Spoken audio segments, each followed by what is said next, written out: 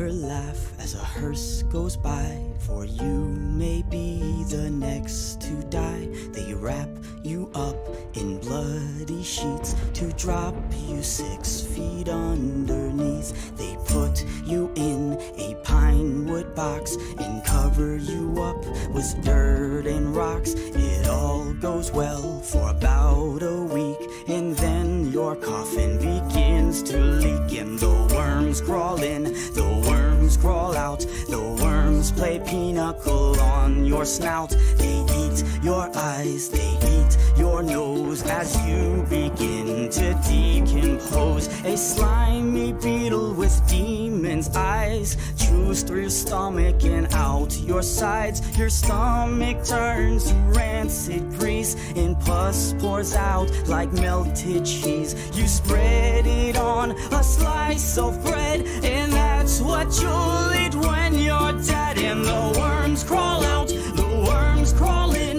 the worms that crawl in are lean and thin, the ones that crawl out are fat and stout. Your eyes fall in and your hair falls out, your brain turns into maggot pie, your liver starts to liquefy, and for the living all is well as you sink further into hell. And the flames rise up to drag you down into the fire where you will drown. Your skin melts off as you descend, and Satan tears you limb from limb. Your suffering will never end, and the worms crawl in, the worms crawl out. They'll eat your guts and then shit them out, and when your bones begin to rot, the worms remain, but you do not. So don't ever laugh as a hearse goes by, for someday you'll be the one to die. And when death brings his cold despair, ask yourself, will anyone care?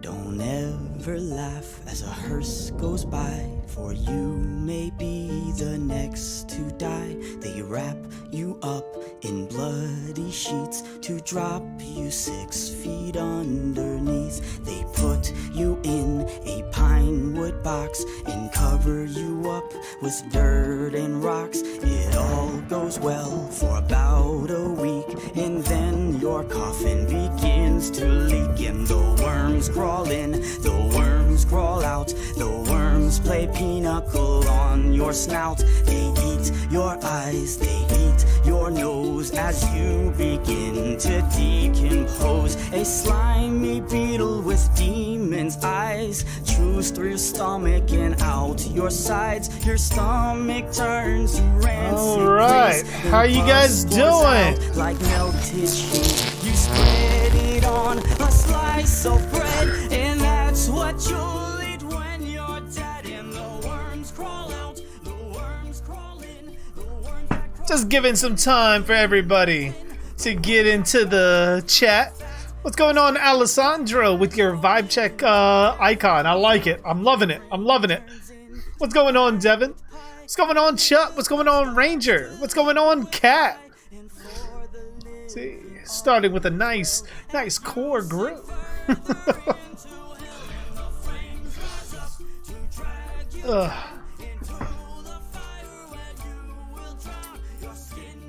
I don't know why I see all the egg emojis and like the colors next to them instantly make me think of Easter. What's going on, Dave? You have bed in 5 minutes. Oh man. Well, definitely the stream will be on the channel, so come back and check it out, Dave. But you have a good night.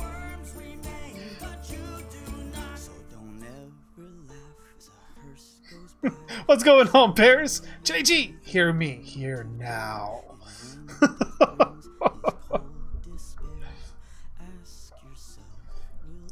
I think Dave is in a different time zone.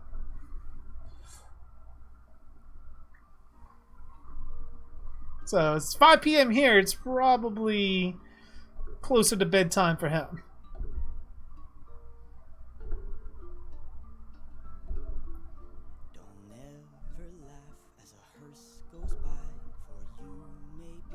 Daddy has awakened for a vibe check. Give it to me. Give me your vibe check.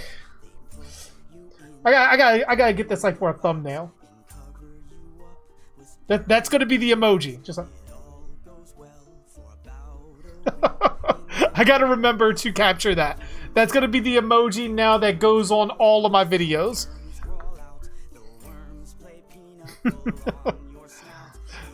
What's going on, Machete? How you doing? I'm never doing a Jason Takes Manhattan mess. Is it giving you that much trouble, Paris? You have a good night, Dave. Get some sleep, my friend.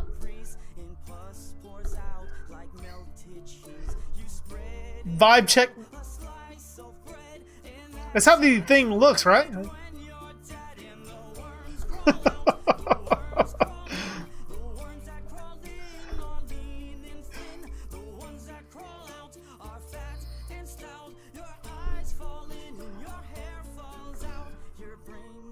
What are toes? I don't know. I've never seen them.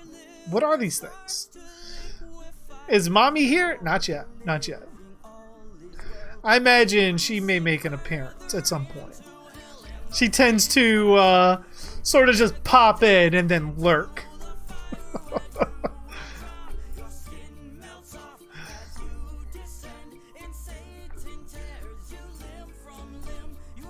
Either books or no party. Oh, man.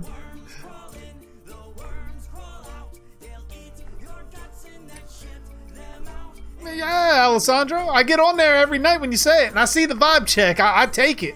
I may not respond, but I acknowledge.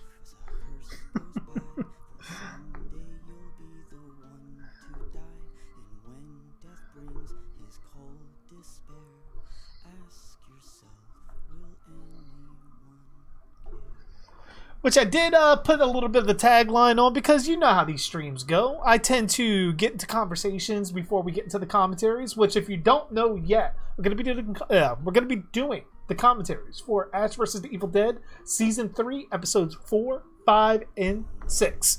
But I also put on there that, hey, you know what? Let's talk some horror too. I had so much fun with the Friday the 13th horror talk. The next one coming Tuesday, which is going to be Let's Talk Nightmare on Elm Street. We're going to be talking that, and then I'm going to probably the week after that, the following Tuesday, which, you know, it's going to be Let's Talk Tuesdays. How about that? Let's Talk Tuesdays, that's going to be the final girls of Friday the 13th. And then we're just going to keep snowballing ideas from there.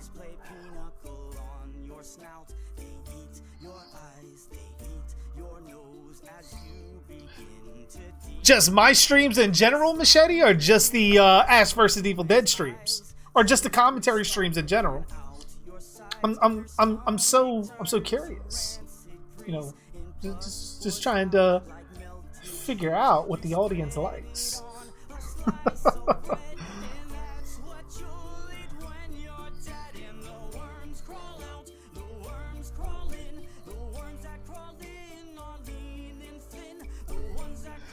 Me and my mom were watching Halloween 4, and she asked me, Freddy fights Jason, but who fights with Michael? I mean, Jamie did make him cry, so maybe Jamie. Oh, the commentary streams in general. Nice. I mean, I enjoy doing them. Nev Campbell returning to Scream 5. That's not been confirmed yet, Anthony. I did look it up. She said they had talks. They are in discussions. Nothing about the original cast really, you know, in hard concrete returning. For all we know, Nev Campbell could be coming on as a producer. Or helping with the story. We don't know the extent of the conversations that they're having. And she even said that those conversations are very, very limited due to the pandemic. So we got to put a pin in that until everything is over and we get more information. Nothing is confirmed as of yet. So to combat spreading misinformation, we know they're in talks, but nothing is confirmed. Because it wasn't too long ago they said they were going to be doing a Scream reboot. So it's weird that we go quickly from Scream reboot to Neve Campbell's returning Scream 5. So that's what's kind of odd to me. Without any kind of test scripts or anything like that. My guess is they're likely going to bring her on as a producer, and probably ultimately she might have a small role. The good news is it's possibly going to not be a full-on scrap the board reboot kind of aspect. It might be a new story, probably with Neve Campbell to play a little role in it, but I'm almost certain that she's going to be on as a producer role.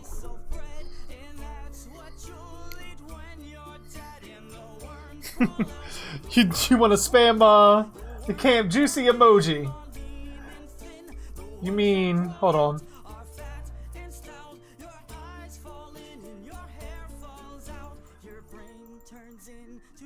You mean those? You talking about those, Devin? What's going on, Nicholas?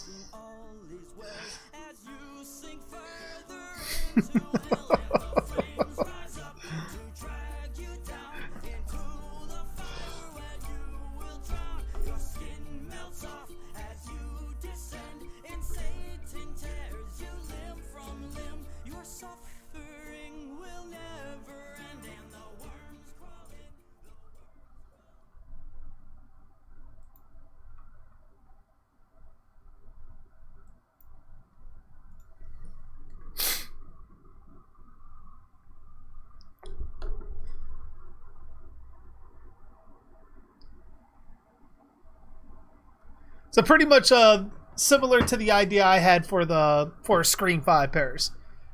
That's what you're kind of looking for. I mean, I kind of like how I ended that story, where Sydney, who was the ultimate final girl, who survived not even 4 different killers, because some of them were like double dipping. So you had maybe, she survived 7 killers? 7 killers in 4 movies. Some of which were her own family members. And ultimately, the way in my story it goes to, she becomes from the ultimate final girl to the ultimate slasher. To the point that she does get captured, but she doesn't get killed. She does what every Ghostface has not been able to do, is get through their task and surviving. Like, I mean, who's to say that she doesn't end up killing her mate? Because, I mean, the way I had that story, if you remember right, was ultimately her going crazy over all the negative press through online chat groups and forums and all that shit.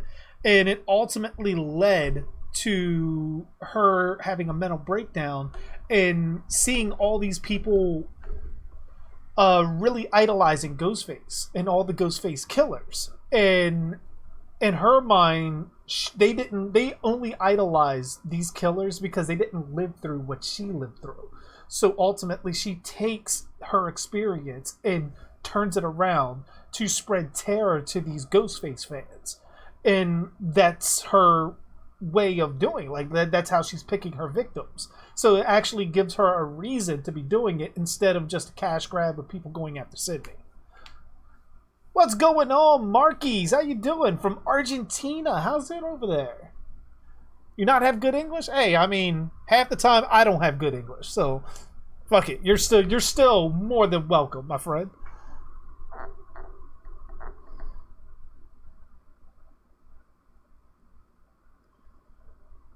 The 2 worst Halloween movies is Rob Zombie's Halloween and Rob's H2. I'll definitely agree with you on H2. His first movie does have some redeeming qualities, but is not, in my opinion, the worst.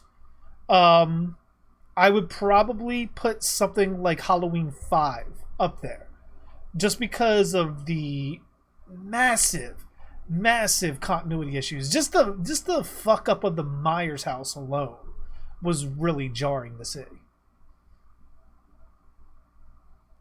And then like the design of Michael's mask, it was like kind of like whoever designed all of that, the special effects artists, the scout locations and stuff like, they must have been tripping on acid during like trying to do all that. Because how do you look at the Myers house in part 5 and look at the Myers house in part 1 and 2? Like, nailed it. Like how do you do that? Like, in what world? Like, I mean, you could probably argue, okay, maybe the Myers house got knocked down, they built a new house over top of it.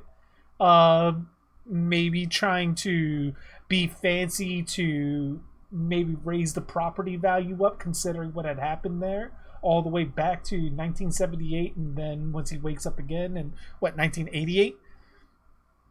But holy shit, man. It was a massive fuck up.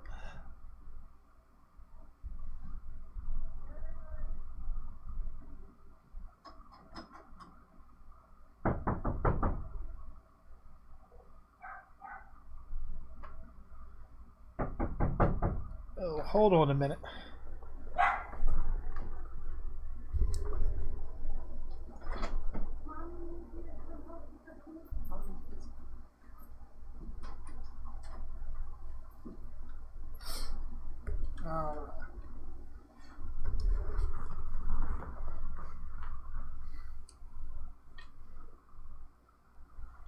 All right. What horror franchise do you think Rob Zombie could do good on? Texas Chainsaw. Texas Chainsaw, and I would think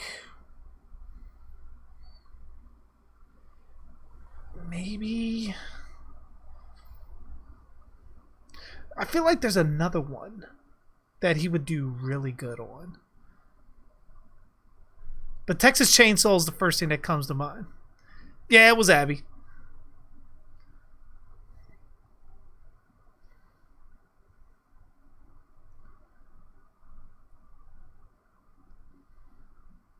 Because, I mean, I can definitely see Rob doing,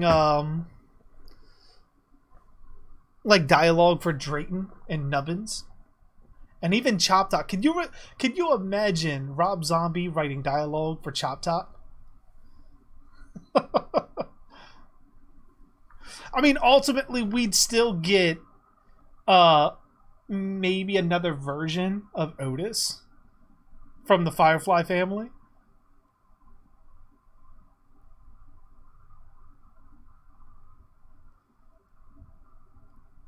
But if I remember right, didn't I hear like a couple months ago that Bill Moseley was trying to purchase the rights to Chop Top? I thought I remembered hearing that.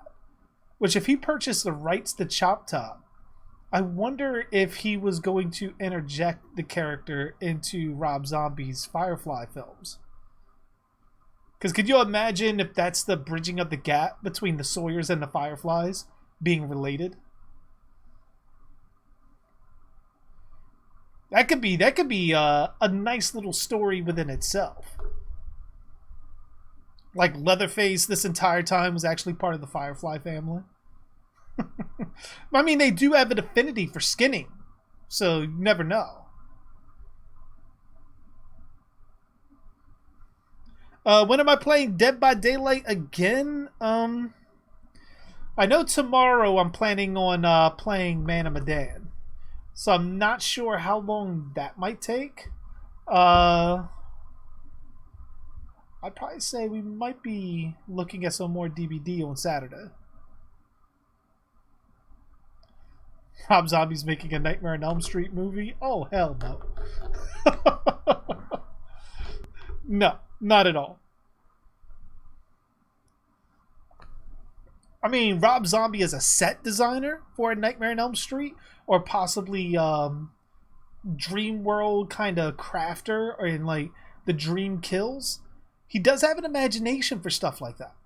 He does have that nightmare-esque kind of thing to it. Maybe not as like in the same tone that Wes had in the first Nightmare on Elm Street or any of the other ones that we've seen there on, but Rob is pretty good with creating horrific imagery, and having him in charge of the overall aesthetics of the dreams might not be a bad idea.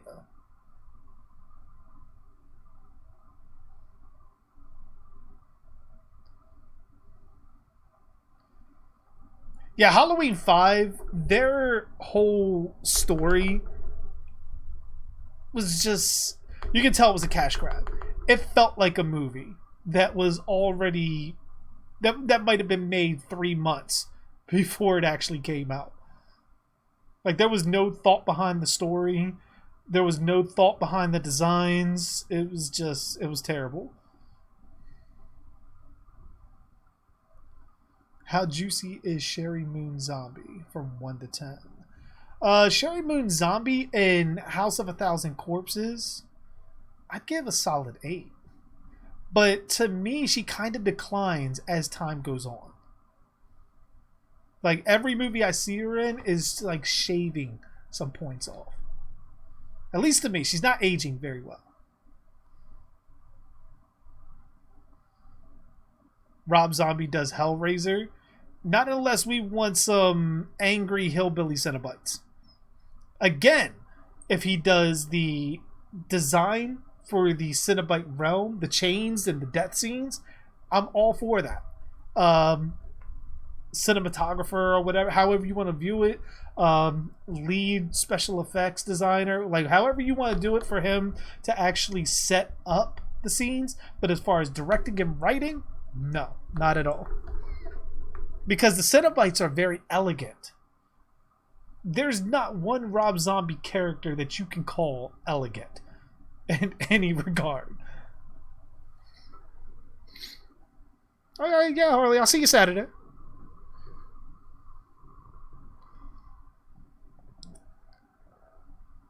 Yeah, Sherry Moon Zombie's acting, Gabe, is... It's like... She kind of... It feels like Baby Firefly was like one of her first real acting roles. And the character, the way she came up with the character is now the template for all of her characters. The biggest departure that I've ever seen was maybe playing Deborah Myers, where she was a little bit more reserved. She wasn't giving that high-pitched laugh or anything like that. But it seems very... Like, that baby personality is very stock for her.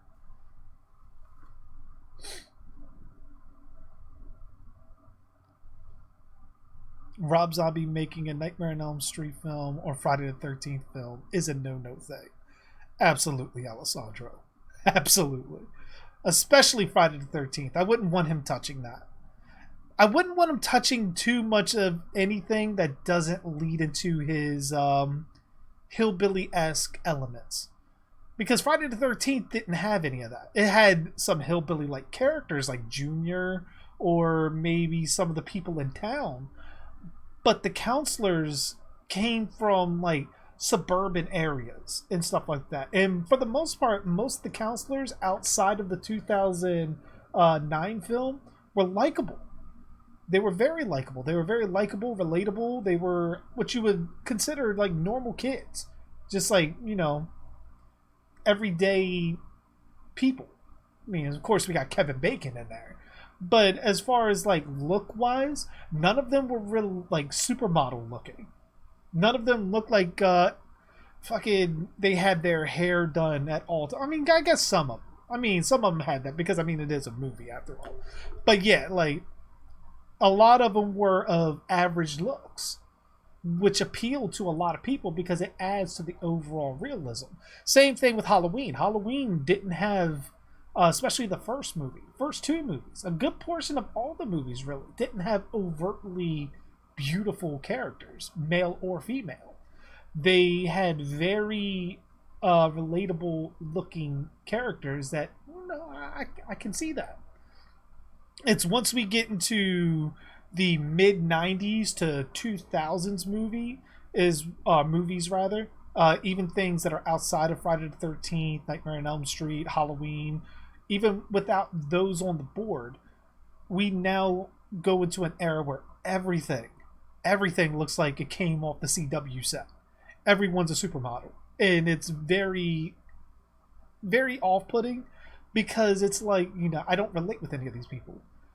I mean, I see 6 characters, 7 of them got 6-packs. I don't even know where the 7th is. I think Jason's got a 6-pack. like it wasn't anything like that. It was supposed to be more believable. Like if they would have made Friday the 13th part 3 again, if they remade that, the shop owner Harold at the beginning would be ripped. He'd be ripped and he'd look like he came off a supermodel stage. That's the difference.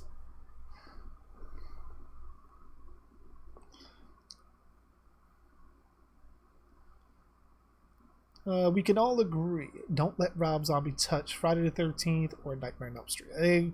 I can definitely agree with that, Devin. Gabe says, she worked as a sort of low-income type of mother figure.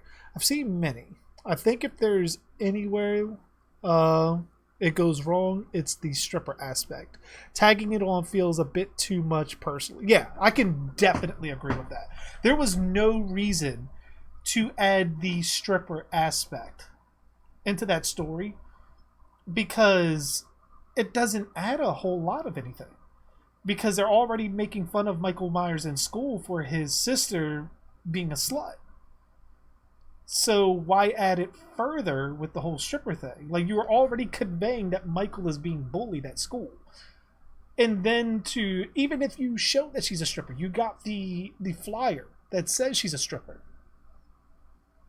What if, like, what purpose did it show to actually show her in the strip club? Like, you could just say she's going to work. She's at work.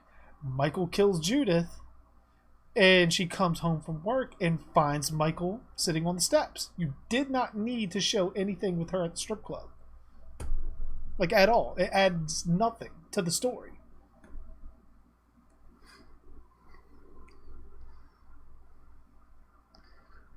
We can all agree that Rob Zombie should never do another horror movie again. I wouldn't go that far, Nicholas, because I do like House of a Thousand Corpses. I like The Devil's Rejects. 3 from Hell had a lot of potential. It was on a low budget, but to me, he veered so far off the horror path that it wasn't even in the same genre to me. It felt more like fucking... what's his name, that did Desperado. Fucking the director of Desperado. It felt like one of those kind of movies to me. Especially around the end. Like, where they have the gunfights and everything. It didn't feel... I never felt like I was watching this horrific group going around killing all these people. And then the overall drastic changes in character, where we go from House of a Thousand Corpses, where everyone is afraid of Otis.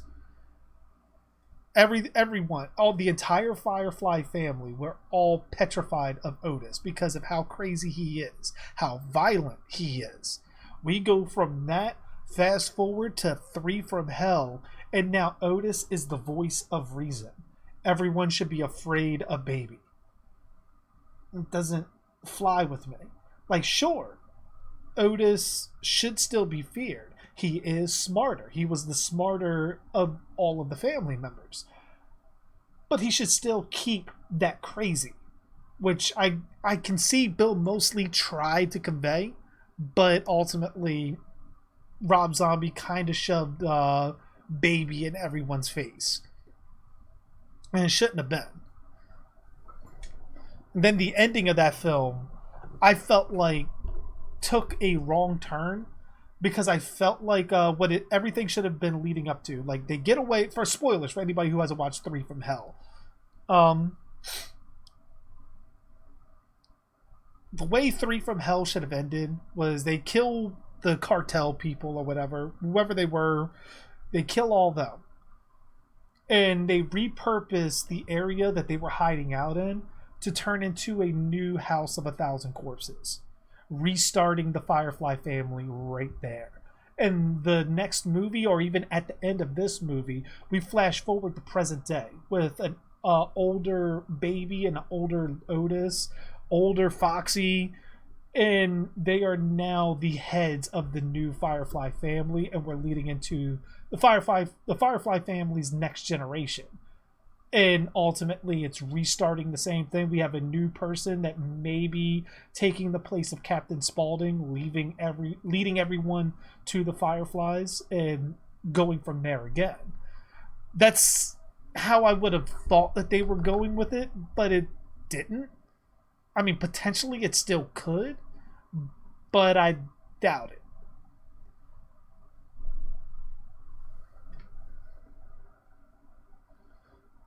Alessandro, what if Stanley Kubrick did a Friday the 13th film while he was still alive? I mean, anything could happen with that. Because Stanley Kubrick, I mean, we saw what he did with The Shining. The Shining was very cerebral, so I would imagine that ultimately he would have done the same thing. I wouldn't doubt that we've probably seen a ghost of Pamela at some point.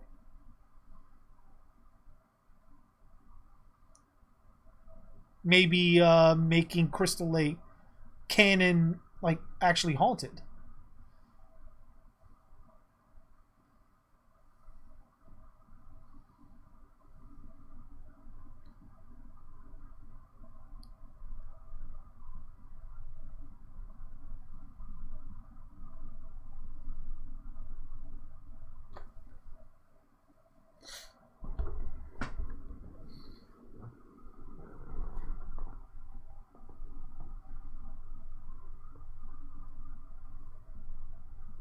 Yeah, because I mean, that would have been my thing, Nicholas, is like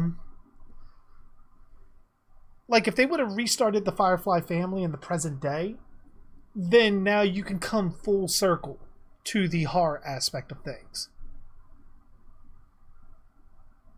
I'm not sure, Anthony. I heard when Spyglass was beginning production on a script or anything like that, or even overall story, after they purchased the rights, I heard that it was ultimately going to be a reboot. However, from what I may be hearing with the whole Neve Campbell thing, the only reason to bring her on, especially if she only comes on as a producer, has to be to maybe try to... They're going to do one of two things. Well, one of three things with Neve Campbell coming on. If Neve Campbell comes on, if she's in the movie, it's going to be a sequel. Now, with that, it could either be Scream 5, or what they may end up doing so they can bring back old characters like Randy, they may pull a Halloween 2018 and go back and erase Scream 2, 3, and 4, and ultimately make it where Scream 1 happened. Stu, they might even go with the original idea that Kevin Williamson wanted to do, where Stu is actually still alive. So we could get an alternate timeline Scream where everything that happened in part 1 happens. Stu is still alive. He's been arrested. And they go on from a story from there where Stu's running, well, not running, but he's sort of fanning the flames of a Ghostface cult, of people that are still worshiping him over what he did in the 90s. There's certain things that like that they could do. I mean, be an interesting story, but to me, the Scream franchise doesn't suffer, aside from Scream 3. Scream 3 was not that good. The Scream franchise doesn't suffer from the same things that Friday the 13th, A Nightmare on Elm Street, or Halloween suffered from. Especially Halloween, because then you're looking at running your sequels into the ground after a certain point and being able to pinpoint a certain point where the cash grab started happening. Because, I mean, as much as everyone loves Halloween 4, it was a potential cash grab. because you look at the backlash that they got from Halloween 3. They didn't stick the course. They went back like, well, people didn't like that, so we're not going to make money. So we got to make money. So we got to bring Michael Myers back. Same thing with Jason. They did the same thing with Jason.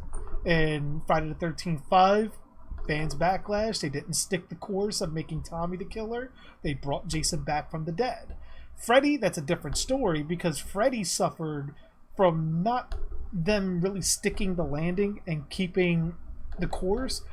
They just butchered the character as every sequel went on because he went from he was pretty talkative in part 1, 2, not as much. He was more evil, but ultimately once we got to part 3 and he was cracking jokes, talking, giving one-liners like welcome to prime time, bitch, all that, the studio looked at that and was like, oh, we need Freddy talking more. We could put those slogans on t-shirts. We could put that here. We could put that in a poster. We could make that a tagline on something. Like, they used Freddy as a massive marketing tool, and it watered down the character because they felt like in every scene that he was in, he had to say something. And that's where they went wrong with it.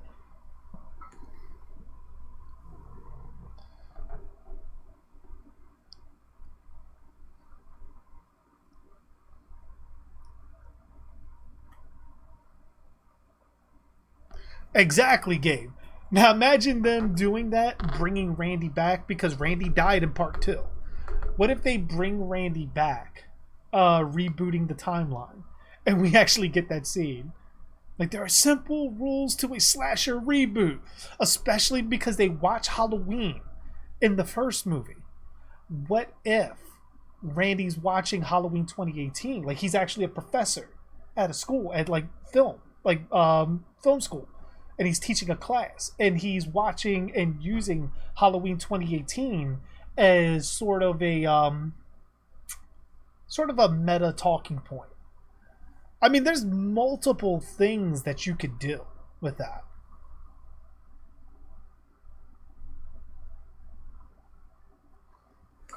What a coincidence. We are talking about Scream after Dave McRae's live stream earlier today about talking about Neve Campbell returning. I have yet to watch it. I got to check him out on that because I want to know what he thinks on that. Because I don't necessarily think that it's set in stone that she's returning. Because like I said, like we have that option. But if she comes on as just a producer, I mean, all things said, she could just be coming on as a name to put on the credits. So that way they can say it's Neve Campbell's Scream or something like that. Or produced by Neve Campbell. So that way people like, okay, I could see that. All right. Sort of like how when they had Halloween 2018 and it's produced by John Carpenter. Like to put John Carpenter's name on that. Even though he doesn't really do much. Like, I mean, he helped do the score and he did help with the story. He did help craft the beginning out of what it was supposed to be originally. But most people get that producer credit just so they can put that name on a poster and sell it like that.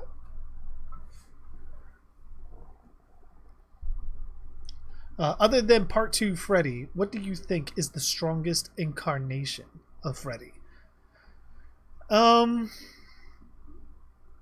Strongest incarnation would have to be New Nightmare.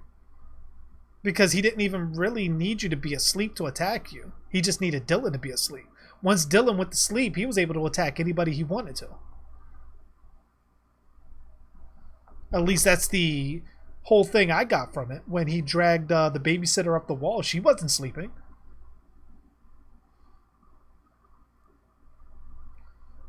Nicholas says, if the Scream reboot takes place, do you think that the TV series get retconned into the movie? No. I think the TV series will ultimately... retcon, yes. I don't think the events of the TV series are going to take place in that universe. Now, what they might do... Because I don't see them... I don't see them rebooting and trying to remake Part 1 because there's really no point to remake Part 1. The only thing I can possibly see them doing is pulling a Halloween 2018 if they were going to scale back the time frame and use Wes's Scream 1 as a tipping point to branch off a new timeline and bring back old characters. If they're going to do Scream 5, like a full-on Scream 5, like all the other movies are canon, then I would hope that they kill off Sydney or make her the killer like I did in my story concept. And then after Scream 5, there's no more Sydney. We get anthology Ghostface stories, because that's the whole purpose of my story concept, is that now anybody can be Ghostface. And we're dealing with a cult that's nation, if not worldwide. And they're all worshiping the only living Ghostface, Sydney. Sort of taking that idea of Stu still being alive and fanning the flames, like I said, of a Ghostface cult. But taking it a little bit further and expanding it. Because what Sydney would have done is recent as opposed to what Stu did back in the 90s. That's kind of the way I was going about it. And because of that, we start getting copycat Ghostfaces all throughout the world doing various things that are getting notoriety. So it's just expanding the whole thing more and more and more, and can keep Scream going for a long fucking time. Maniac Cop is underrated. I agree. Maniac Cop is really underrated. Which, if I remember right, weren't they talking about doing a remake to Maniac Cop 2? I could have swore that was a thing at some point.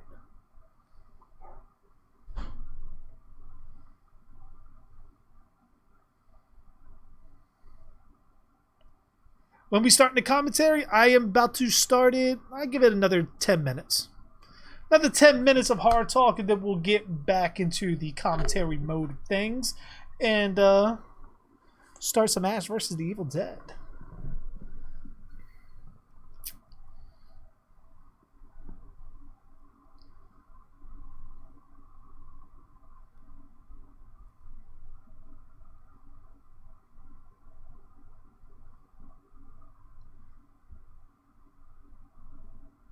Maniac Cop is being remade. Okay, I thought I heard that.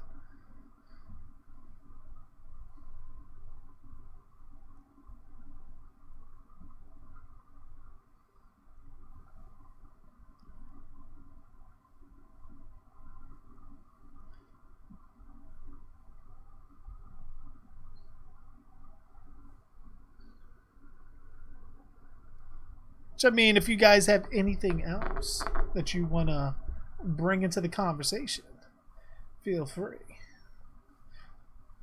I mean, I'm always down to talk some more horror movies, especially if you guys want to get my opinion on something. JG versus Teletubbies? Oh man, Teletubbies easily.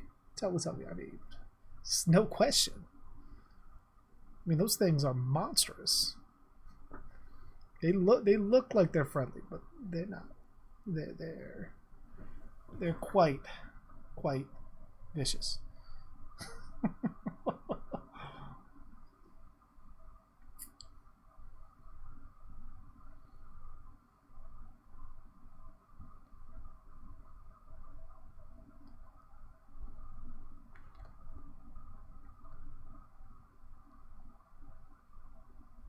It's pretty much, I'm gonna have to like timestamp at some point when we do start the commentary, just so anybody that's watching this purely for the commentary can skip ahead of all the hard talk and go straight to that. Because what I might end up doing is I might turn this into its own video, like another like Let's Talk kind of thing, and just re-upload it for anybody that wants to check it out. See?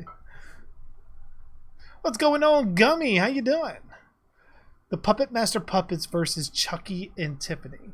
Now, are we excluding the Cult of Chucky powers to being able to possess anything? That's a big deal breaker. What horror franchise do I wish would get more attention? Return of the Living Dead. Really. because I feel like Return of the Living Dead had a really good starting point. And if any film series I think really needs the Halloween 2018 treatment, it's that. If we can get rid of Return of the Living Dead 2, 3, 4, and 5, all of them collectively, and go back to an actual aftermath after the bomb drops, and we have other reports of acid rain bringing the dead back to life and so forth like that, I would kind of start that movie as a idea, a story concept idea.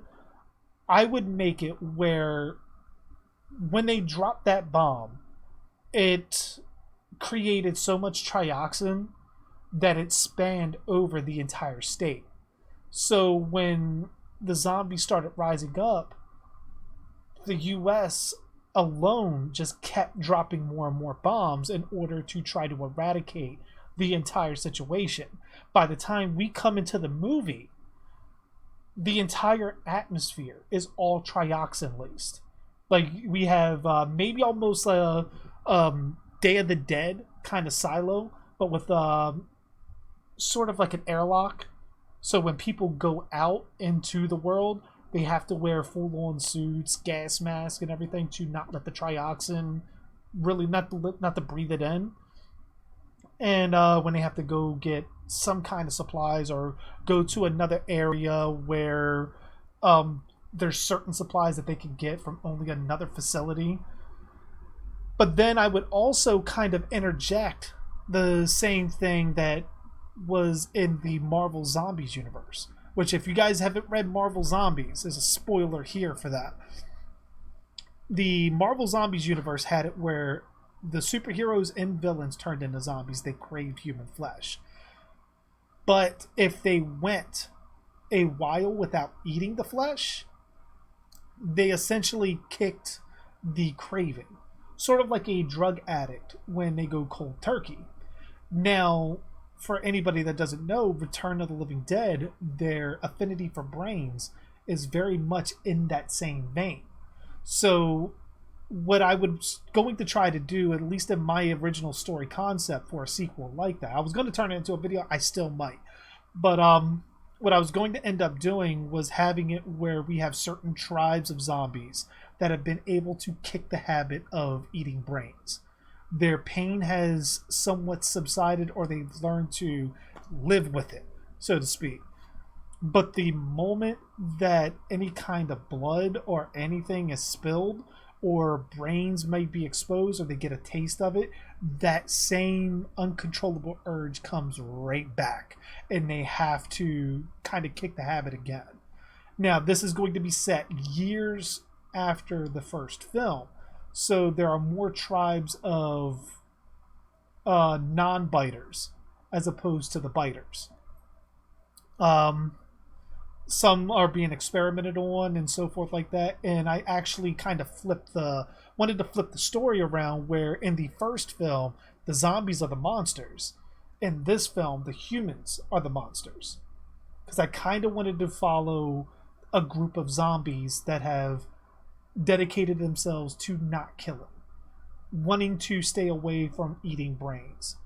And so, because I mean, the zombies do have personalities, they do have feelings. It was just the uncontrollable urge to eat the brains to get rid of the pain that they were feeling. That's ultimately where all that came from.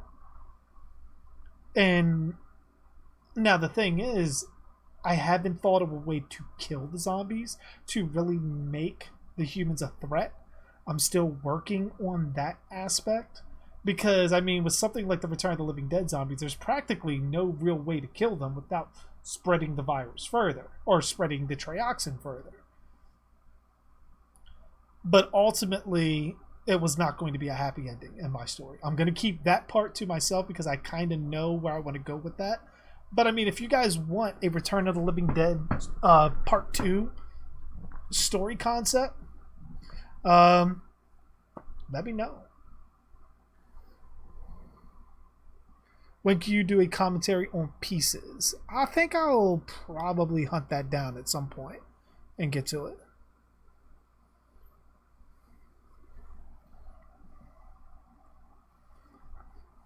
But all right, looks like we are now getting ready to get to the commentary. So let me actually turn off my desktop audio just so we don't have any issues with copyrights.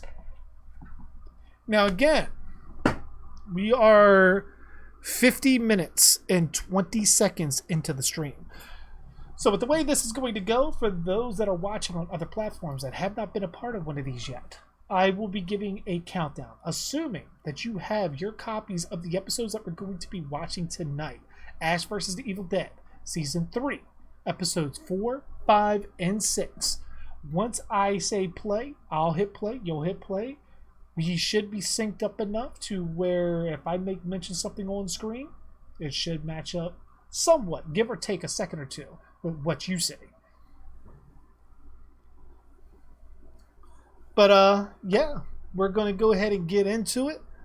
Let me bring up my player that I plan to watch this on. And we begin in 5, 4, 3, 2, 1, play.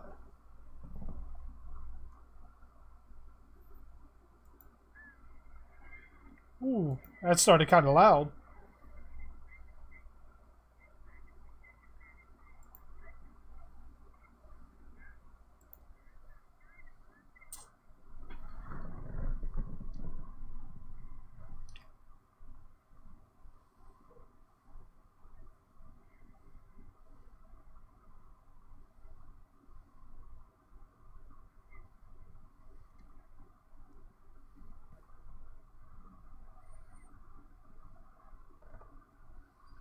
Yeah, I think it's inconsistent, Cat, because there are multiple versions of how the virus even begins. The only thing they know of is like what's ground zero.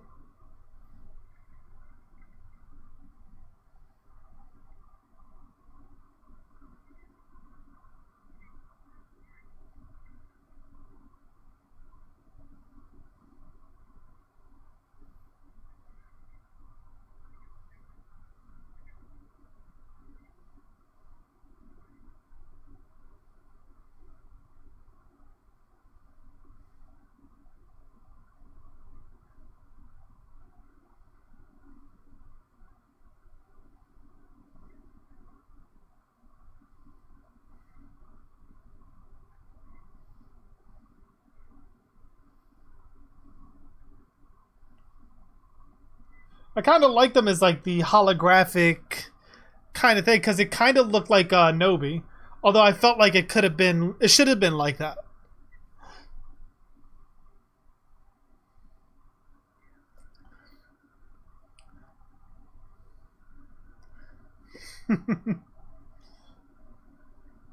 Well, technically, according to Siskel and Ebert, Devin, Evil Dead is about zombies. I mean, they did say that it took a lot of inspiration from Night of the Living Dead, which, outside of being trapped in a cabin, I don't really see the resemblance.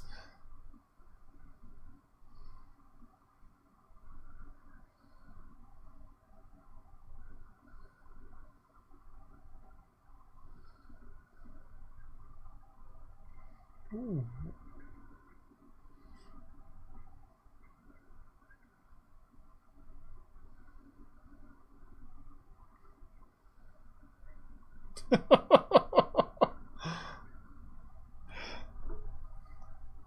What's going on, sex lover guy?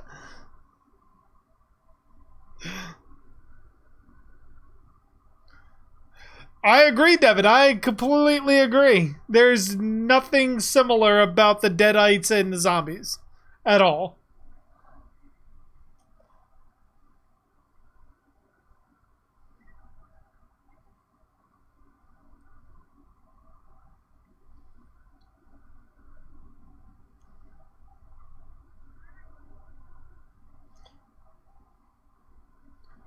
I love how desensitized Kelly is. Like, you just walk into Ash's home and see a severed, like, dismembered corpse and just keep it moving.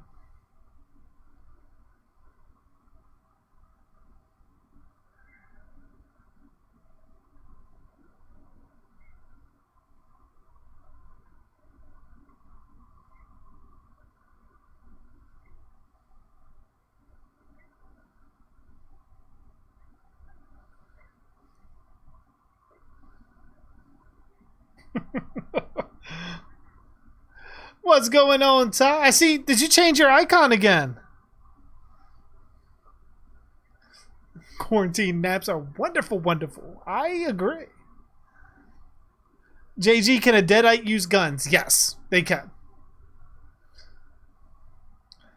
What you got, sex lover guy? What you got to tell me?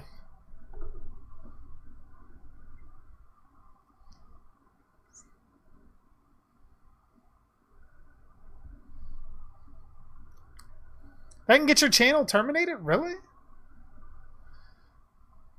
I feel like you would have to say a bit more than that for that to happen.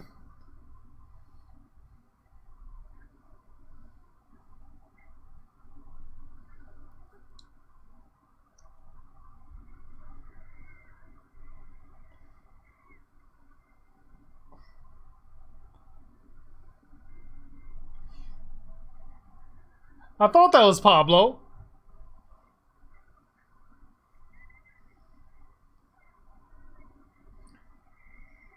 Like, how the fuck did Pablo not die from that?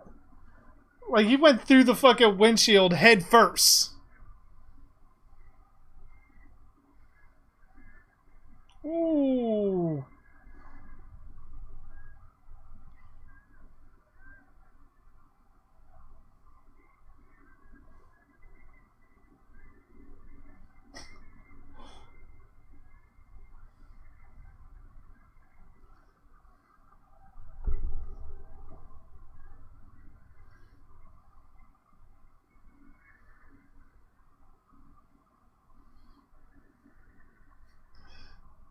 Really, Cat?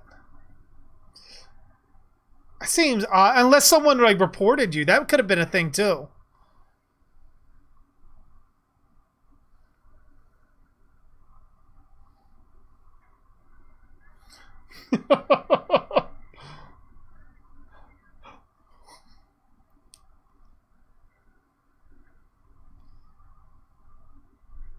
Yeah, I remember playing. I remember.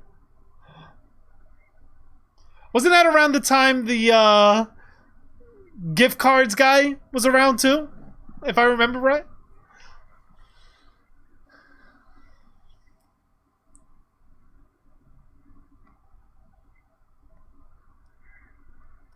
Dude, that drop kick.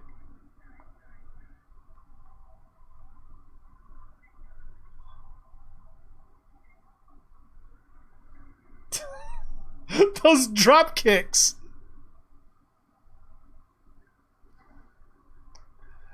I saw the I saw that you uploaded it, Ty, but I did not watch it yet.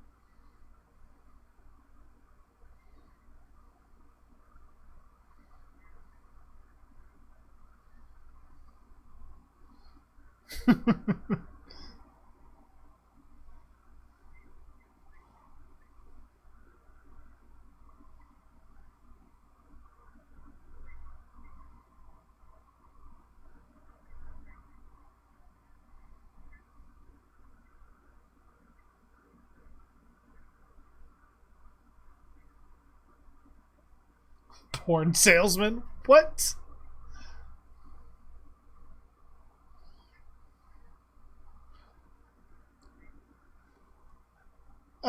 can a Deadite contract that? And would it have any effect on them? I don't think it would have any effect on them. However, they are a physical body. So I think they could probably become a carrier. I don't know how long it would last inside of them for how long, though.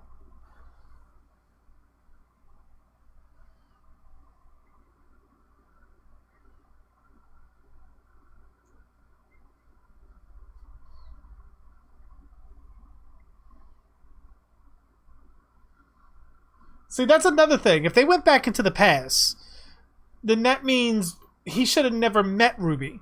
But yet he knows who Ruby is. As if, like, pretty much everything they did back in time never happened.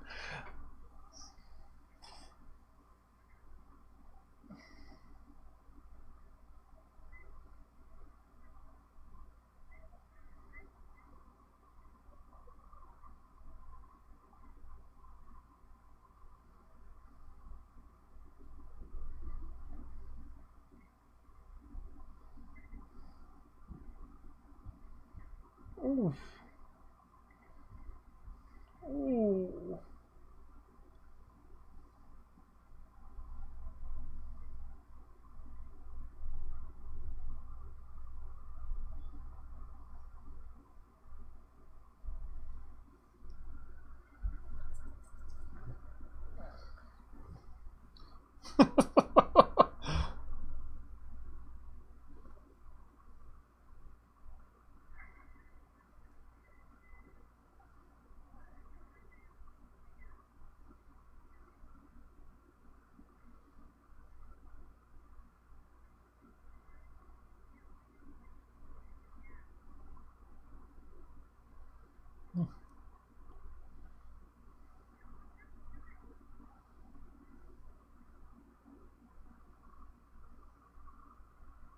But how would she know that she could actually help him?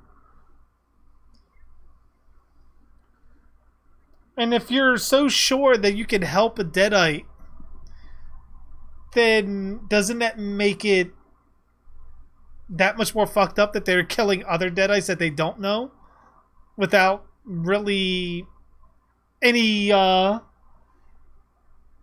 regard?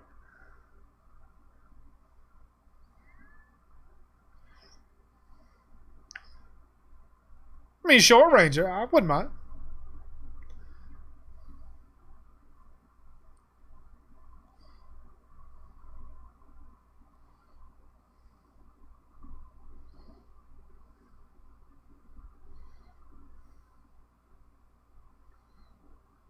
Can I guess what it is? I have no idea, Alessandro.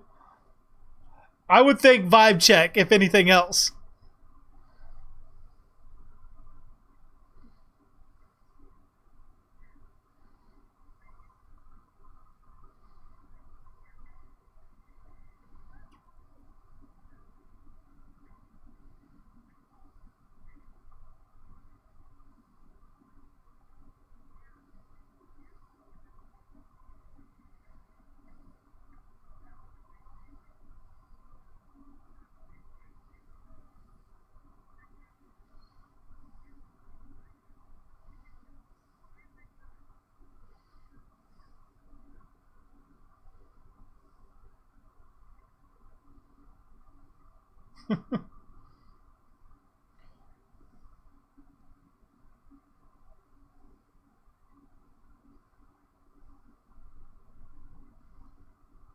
Can't remember. Wasn't he still alive, though?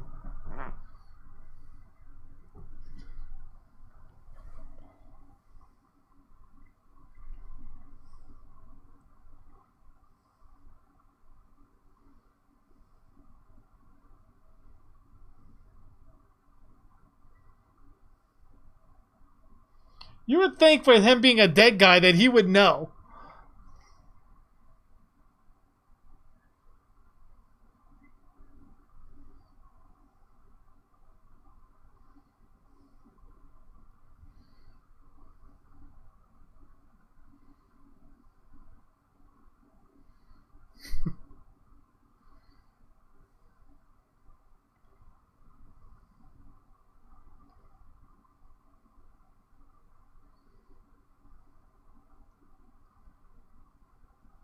don't know. We might check it out, Ty. We might check it out. I'm not sure if it's anything that would get me demonetized or anything like that, but I think we'll check it out. I might not be able to say the name of the video itself. I mean, it should be fine, though. It should be fine. As long as it's not an actual living creature. I would hope. The vibe check god.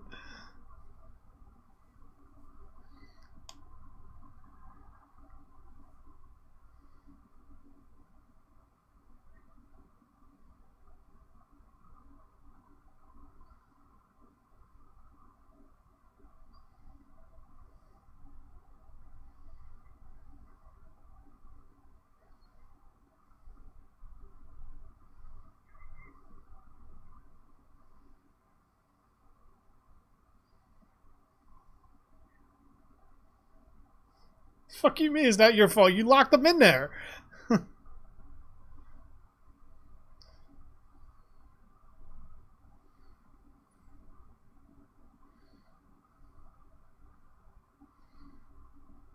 This summer, JG plays a Batman game while wearing the Ben Affleck Batsuit. I can do that. I think I can. I should be able to do that. Batman playing Batman. I don't know for how long. Because, I mean, things get hot in the summer.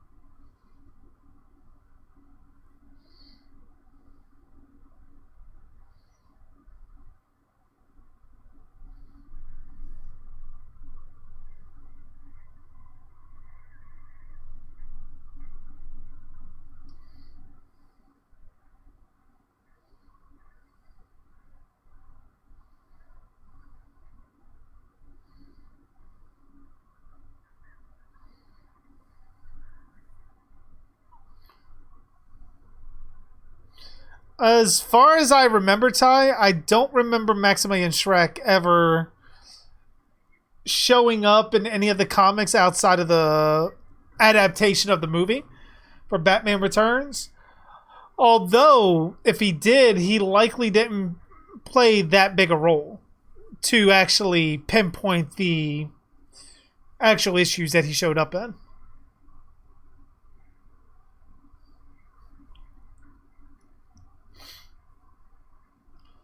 What are my bat pouches made out of? I believe the maker said they're made of EVA foam and then they're acrylic painted.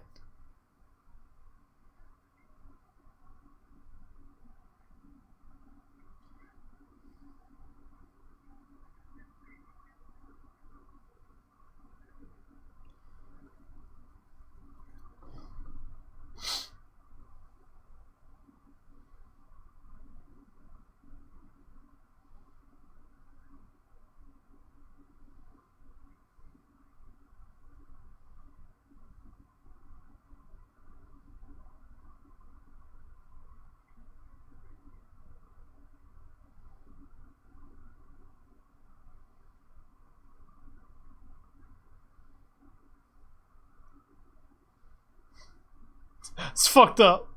Son, you're gonna be a great father. You mean that? No.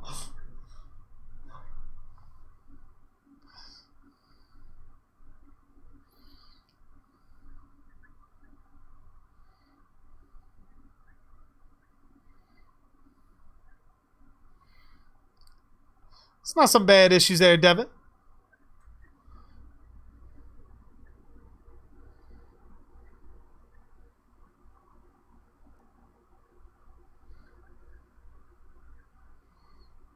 Can we say it? No. No.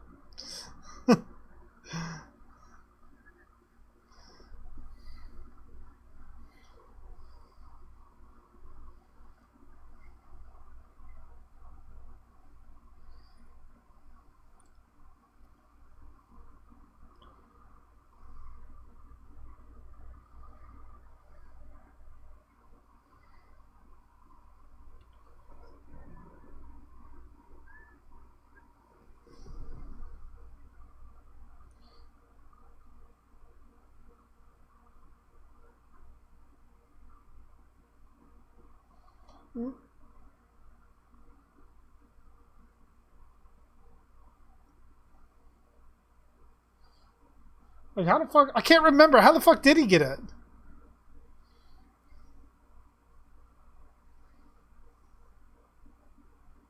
Oh.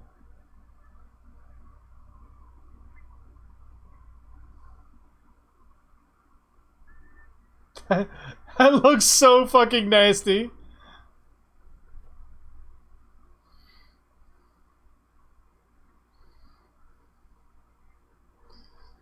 I thought I saw something about that tie.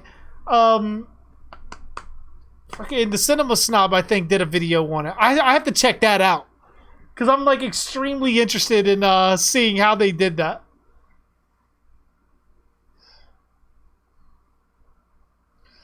Have I heard any updates on my work tie? Last I heard, it might not be going back until late June, early July.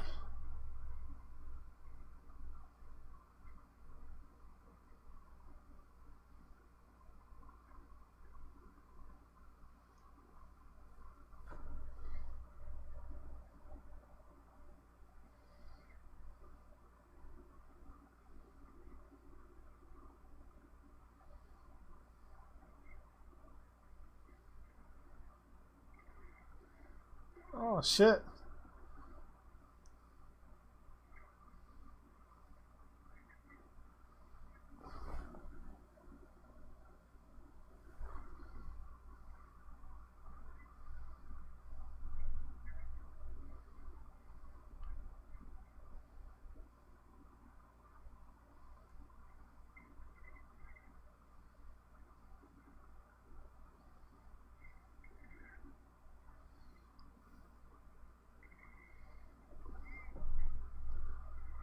Oh, that just looks like that hurts. Oh no, my bills have been taken care of through because I mean, with me being furloughed, I was able to collect unemployment and all that. So my bills are paid up, taken care of. We're good.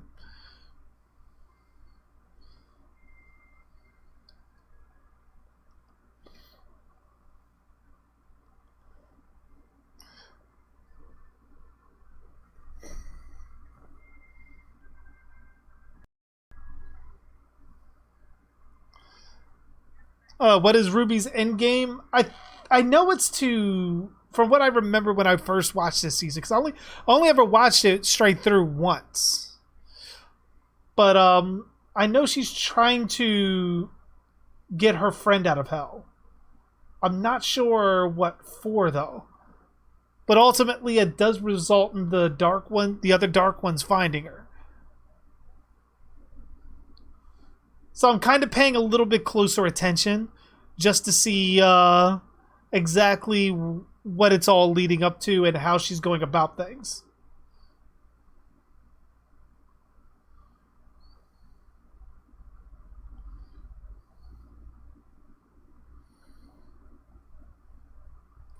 And that's what I think they're going to end up doing, Anthony. I think Michael's going to die in Halloween Ends, and we're ultimately going to go back to John Carpenter's original anthology series. Except maybe the only difference is this time they're all going to be set on the same world, like almost expanding the Halloween universe.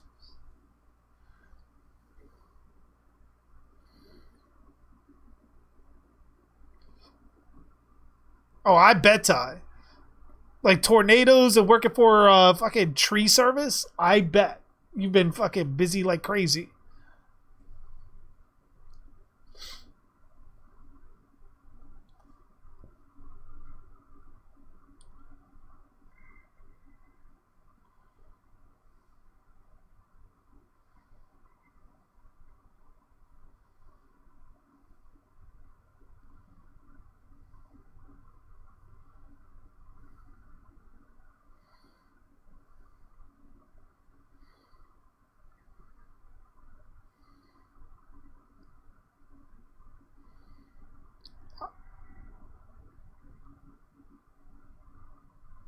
I mean, I'm not entirely certain, Ranger.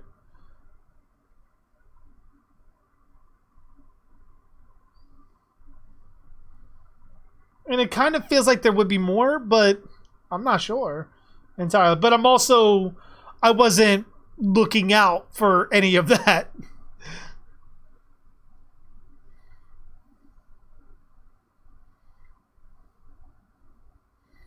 Oh, nice, Ty. Nice, nice, nice.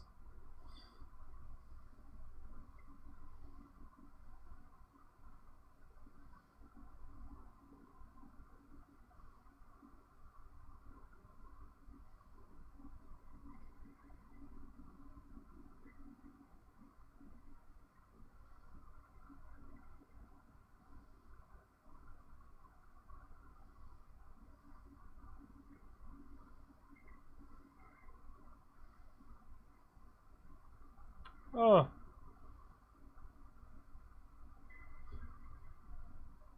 Oh, that's quite nasty.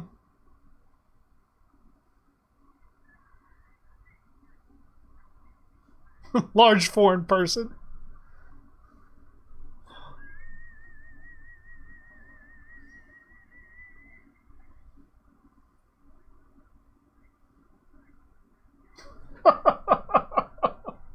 What's Norway for up Shit's Creek? All right, that was episode 4. Off to a pretty good start. So, with that being done, hey, what's going on, Matthew? How you doing? So we're going to jump right into episode 5. So, assuming everyone is at the ready to go, and getting ready to get into it, we begin in 5, 4, 3, 2, 1, play.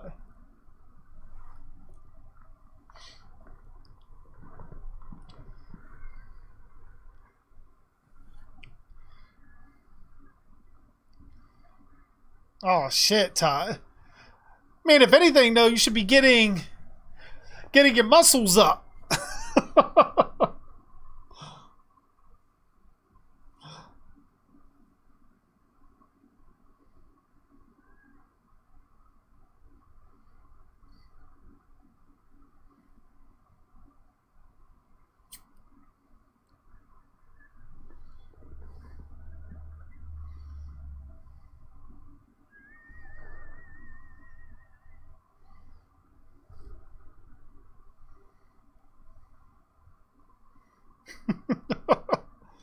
I know plays around here somewhere too.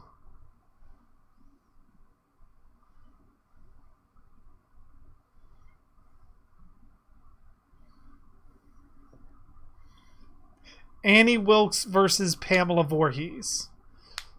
That's a tough one. But funny thing is, I would probably go with Annie Wilkes because as crazy as she is, she's also pretty smart.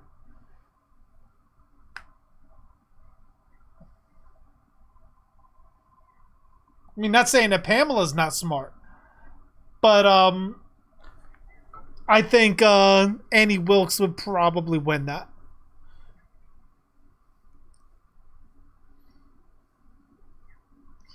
They got to keep making Halloween movies. I mean, they're going to keep the series going because it still makes money. Up until it, up until the point where Halloween is no longer profitable, that's when they'll stop making them. Ash versus Rule 34. I don't know. I'm not sure.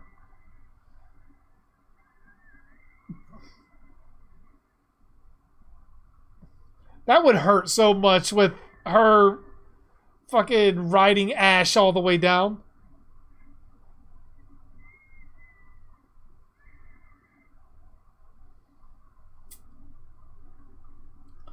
Why didn't Ash... Okay, his hand is stuck to the sink. I get that. But why didn't Ash just take off the hand and pretty much allow her to carry the fucking sink itself so he can try to defend himself? Ooh. Best psychos are usually high intelligent. Very true. Because, I mean, Pamela was intelligent herself. But as far as overall intelligence of what we've seen exhibited is definitely in Annie Wilkes' favor.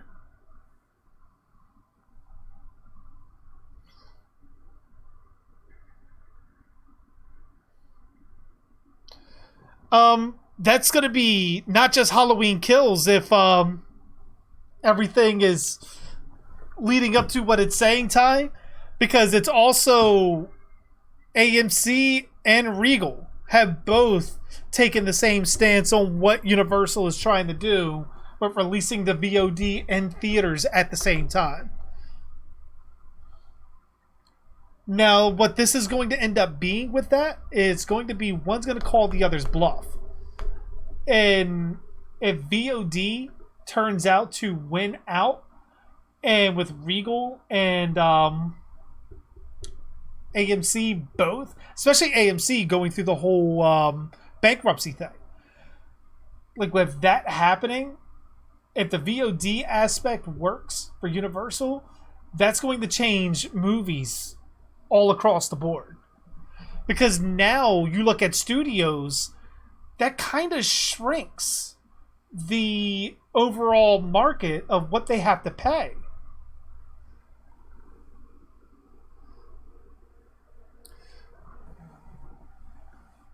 I mean, what we're overall arguing is an exclusive window for the movies to play in theaters. But at the same time, I can definitely see an argument on Universal's side because it's capitalism. Put them all out on all these platforms, in the theaters, at home, VOD, and so forth, and let the consumer choose where they want to go. I mean, mostly what the theaters are afraid of is that people are going to get lazy and not want to come to the theaters. And the theaters are already hurting to begin with, that it may cause the theaters to go extinct. That's what they're afraid of. They need that exclusive window in order for them to sustain themselves. But the thing is if you need exclusive material to keep yourself afloat and you're still not making that much money apparently to begin with, do you really have a really great business model to really begin with?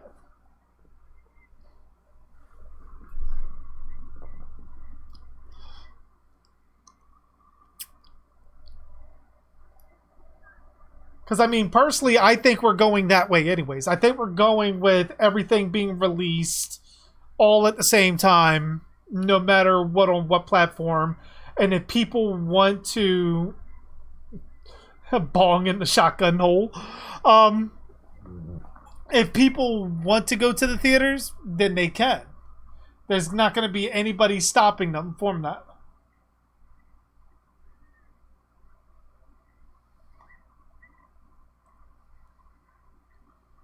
But I still think the theaters stand to make money regardless, if they allow it. But if they decide to take a stance on Universal, and Universal doesn't release their movies in theaters, and they still become profitable with things like Morbius. I think Morbius is in Universal, but you got Halloween Kills, the next Jurassic Park, the next Fast and the Furious, Candyman, and a ton of other movies, and all of them make money without having to go to theater.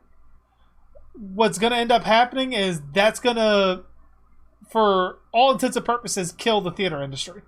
Because other studios are going to look at that like, you know what? We can make more money just doing what they're doing. And just go with that. What they might do is they might even start cutting budget and go straight to VOD. Ooh.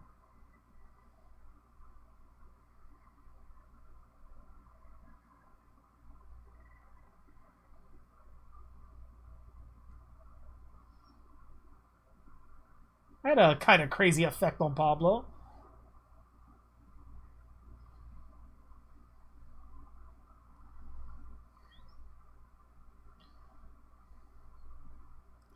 But overall, I'll tell you, I wouldn't want to see the theaters go away, personally. But I do think it's trying to put a stance in the way of progress is probably going to accelerate their downfall. Because my thing is, let them do that. Let them put their stuff on all platforms. Let them see, because what ultimately would happen is what ultimately is going to happen if Universal's smart and they let it play out the way they think is going to play out, because a lot of theaters don't have any faith, especially some other studios. They don't have any faith of releasing their movies on VOD. Take your stance on Universal, or even don't take your stance on Universal. Let them play their movies in the theaters. Let them play their movies on VOD. Now, the thing is, if you're worried about people staying at home watching movies, what you're probably going to see, if anything, is maybe a declined price. People are saying Trolls is an outlier because of the circumstances. If that's the case, let them try it. Let them experiment it. Eventually, they're going to come across a movie that's a high budget that they cannot make back on VOD. So if that turns out to be the case, they're going to come back, and then you can create a deal, a contract with Universal, as well as other studios, to give them an exclusive window that cannot be broken without breach of contract at that point. Now, I mean, I'm not a lawyer. I'm not sure if that can happen, but it sounds like a good marketing ploy to me. Like, you know what? We let you release your stuff on VOD. Go ahead and release it. But pretty much, you can even do the stance that they're doing now. Like, yeah, we're not playing any Universal movies. Go pay, do your stuff on VOD, and when they come back, force them into a contract. I mean, there's multiple ways you could go about that. But the thing is, I kind of think the stance that they're taking on both Regal and AMC, especially because AMC has not a foot to stand on right now. Not with getting ready to go bankrupt. And we're talking about getting ready to go bankrupt 2 months after the pandemic. So, like, I mean, that's not good to begin with.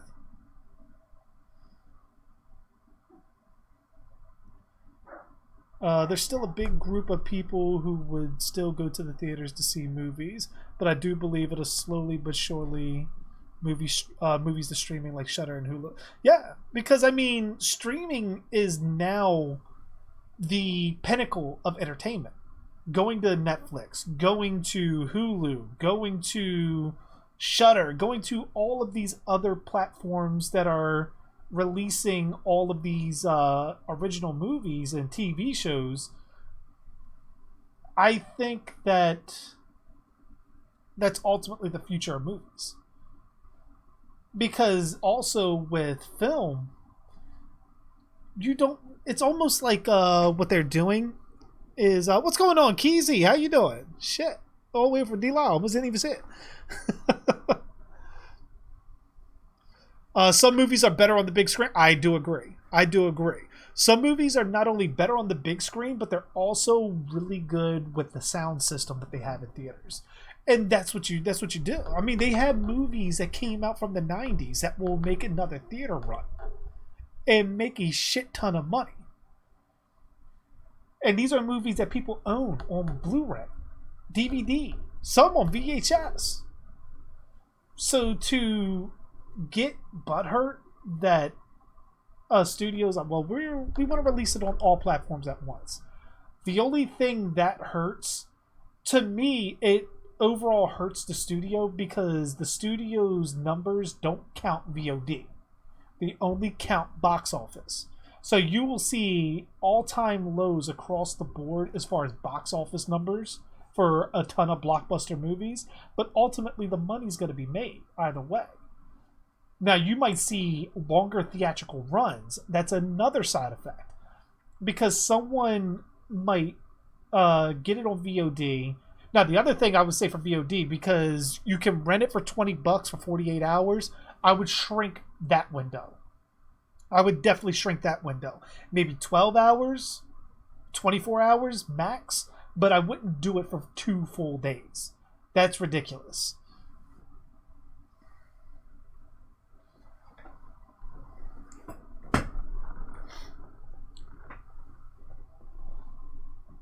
But also you're looking at other aspects of things. Oh, what's going on, Pugster? How you doing?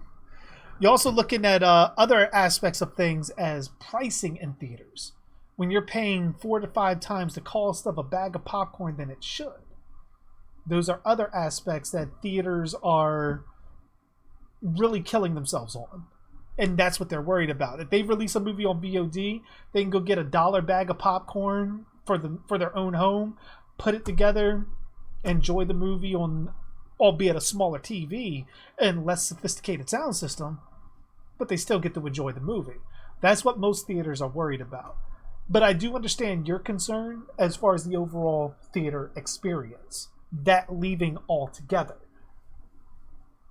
But on the other hand, that does resurrect the option of drive-ins. That could be something too. Because drive-ins are theaters with a gimmick. So why not use that gimmickry to your advantage? Or go back to the William Castle days and start adding certain things of gimmickry to your theaters in order to draw in viewers that are coming to watch a movie for an experience that they ultimately wouldn't experience anywhere else.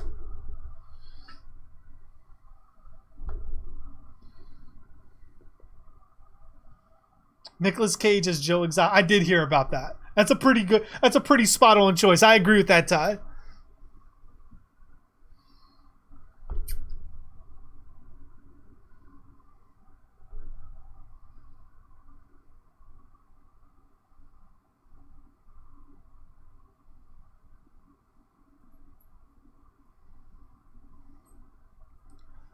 The Brujo Especial.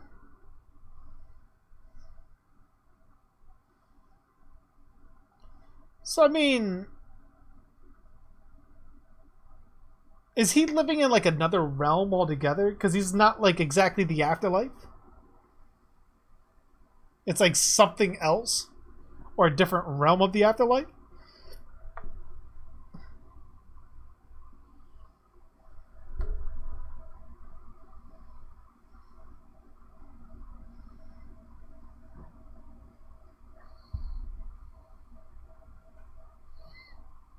John Carpenter doesn't need to come back after Halloween ends.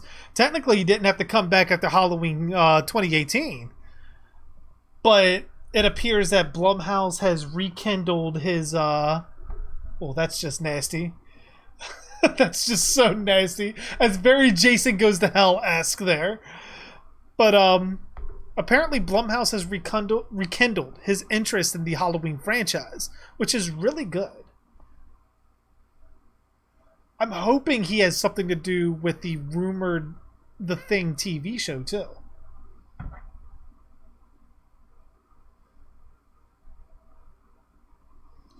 Plus, I mean, John Carpenter's score for Halloween 2018 is a fucking masterpiece.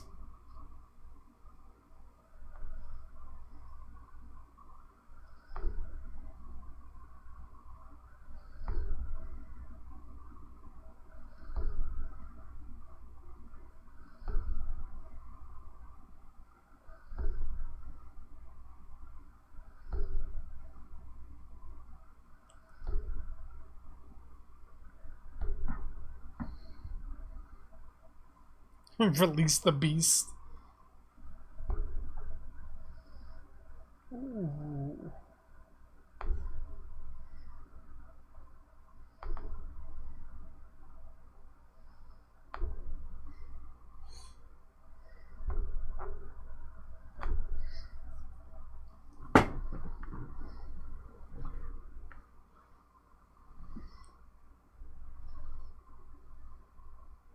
Like the kid's turtling inside the lady's body.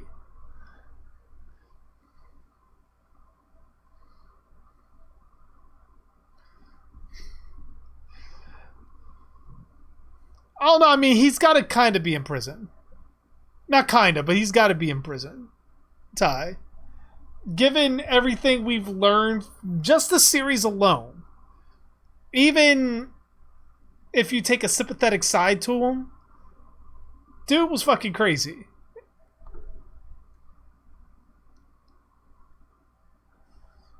Like when you go as far as to orchestrate or attempt to orchestrate someone's murder, even if they're themselves maybe a murderer, that's still prison bound for that.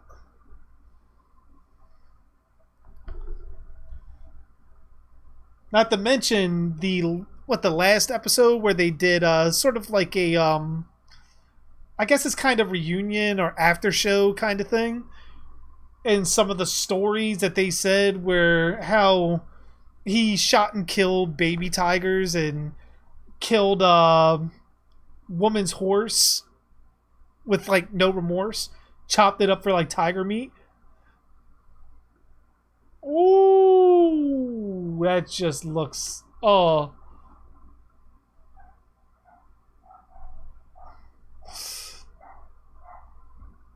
I mean, granted, we're going by a lot of hearsay from the people on the show, but ultimately, it's those things that, you know, I can see that happening kind of deal.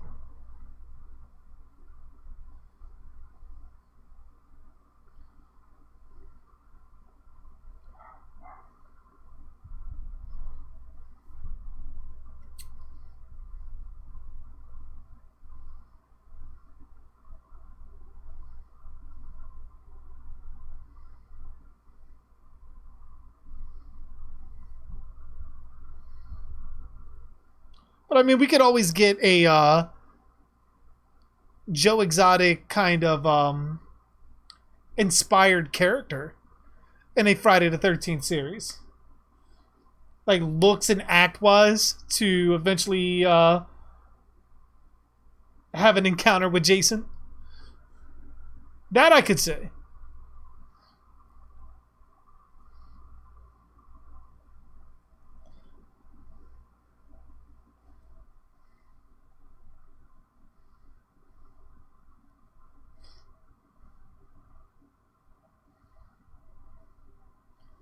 Yes, he did, Ranger.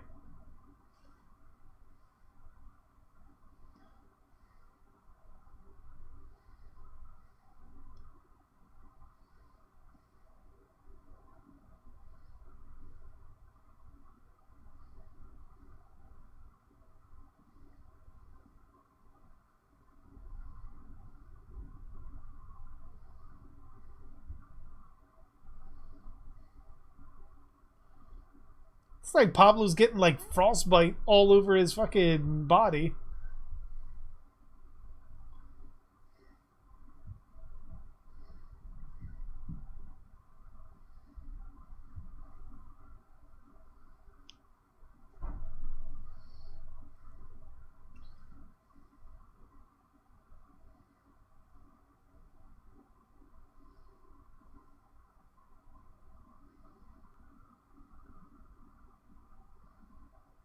I mean, all the cuts have gone away.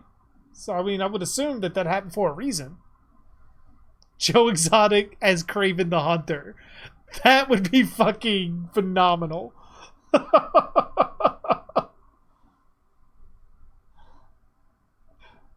Oh my god, could you imagine?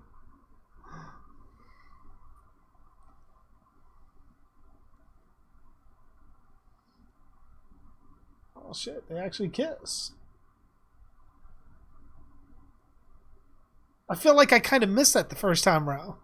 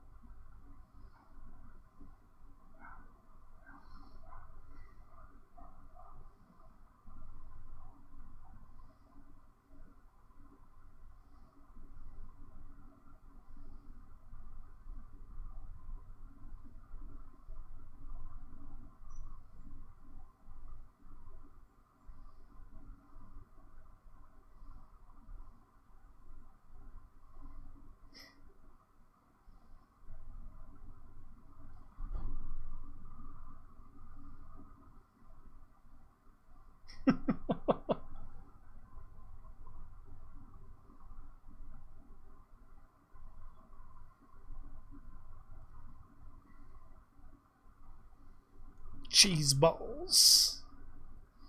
Joe Exotic versus Part 6 Jason. I mean, I'd go with Part 6 Jason.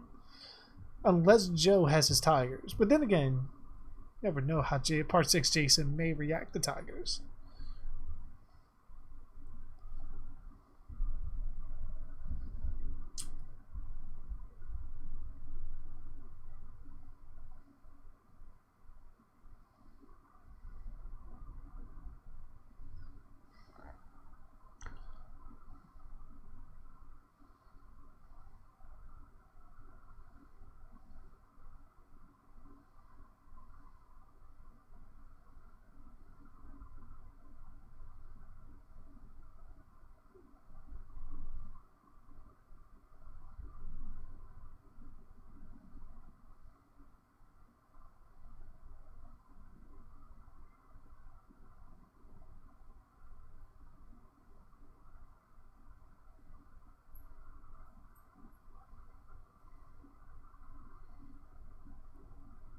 I wouldn't mind Bruce as Kraven the Hunter.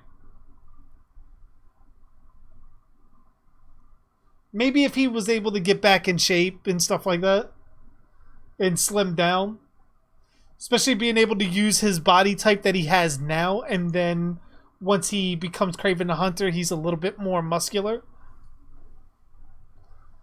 But I think Bruce Campbell's done working out. His working out days are over.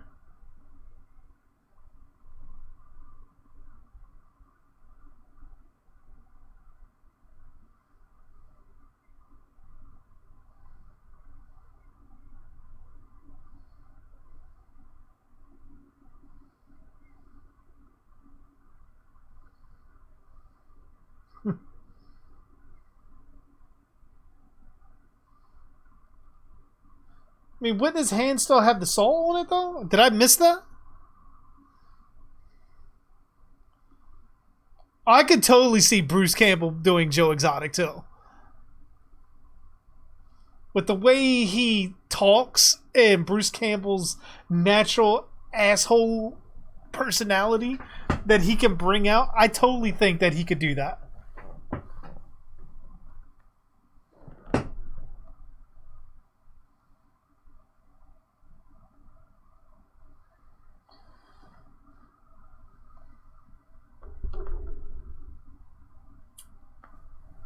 All right, that was episode 5. But personally, out of the two, I'm kind of glad that we got fucking Nicolas Cage. For some reason, the name is was escaping me for a second there. Because I think Nicolas Cage is gonna knock that one out of the park. I can already almost hear Nicolas Cage's version of Joe Exotic in my head. But alright, that was episode 5. We're getting ready to move on to the last episode of the night, which is going to be episode 6. So assuming that we are all ready, we are going to begin in 5, 4, 3, 2, 1, play.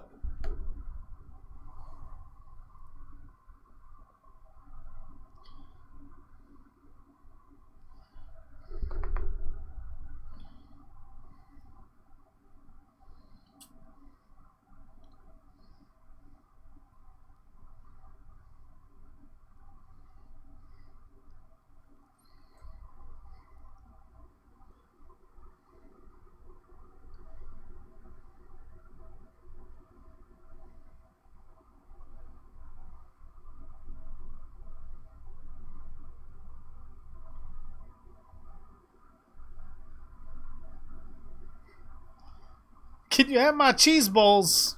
No. They're my cheese balls.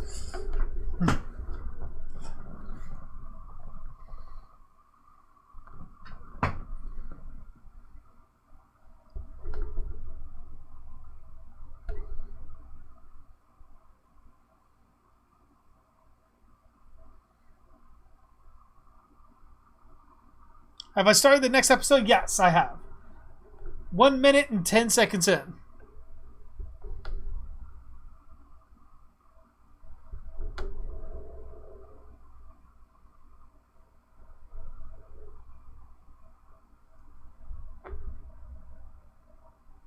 Because I can't remember when the kid... Does the kid grow up and become Evil Ash? Would have been really cool if they were able to, I guess, have enough budget to do their version of Young Ash. Damn.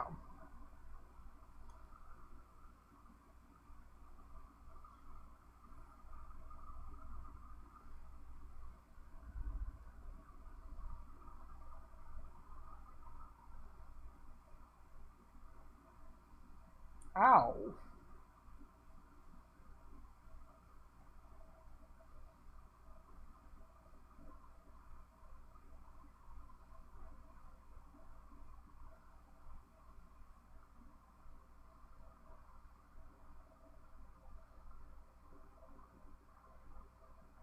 Damn. Kelly is not fucking around.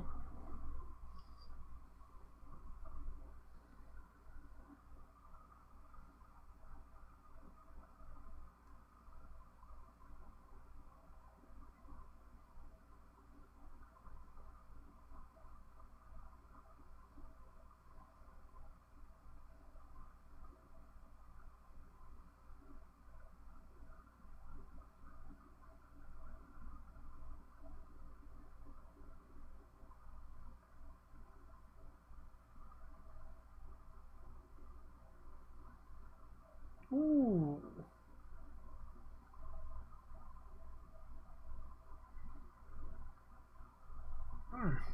Guess it's Ruby's turn.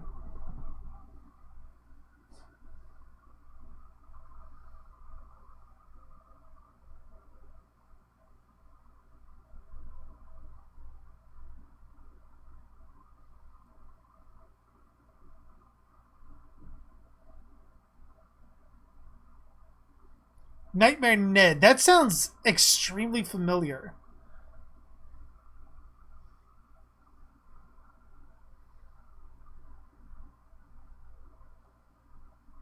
You know what game I really wish they would actually remake?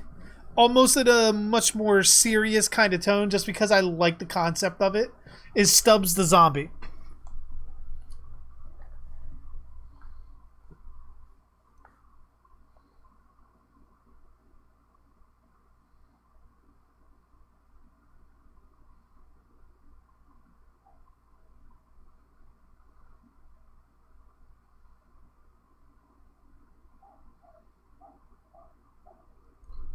You can totally buy that Brandy is Ash's daughter. They definitely kind of resemble each other.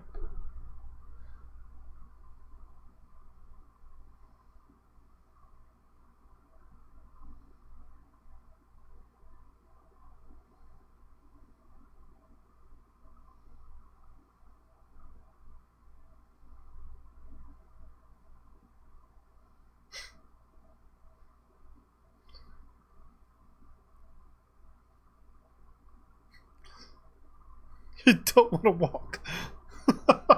Why do you gotta walk, Gabe? Have a seat. Sit down. Take a load off.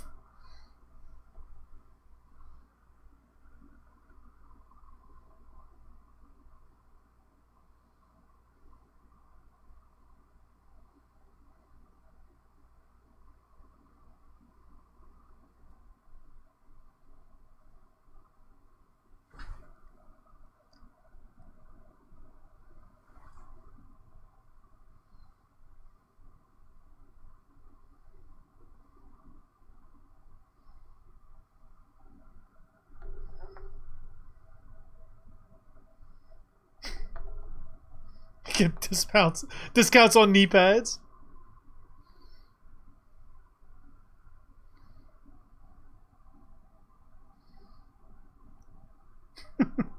That's true. That's true. She does lose a finger.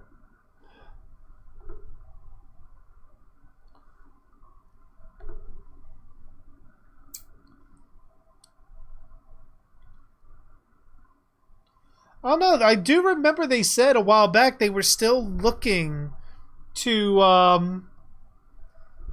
ultimately put together the movie remake and the TV show, which now, come to think of it, I do remember also reading the article, which I think I mentioned before. Fede Alvarez did say that his Evil Dead is a direct sequel to the first Evil Dead.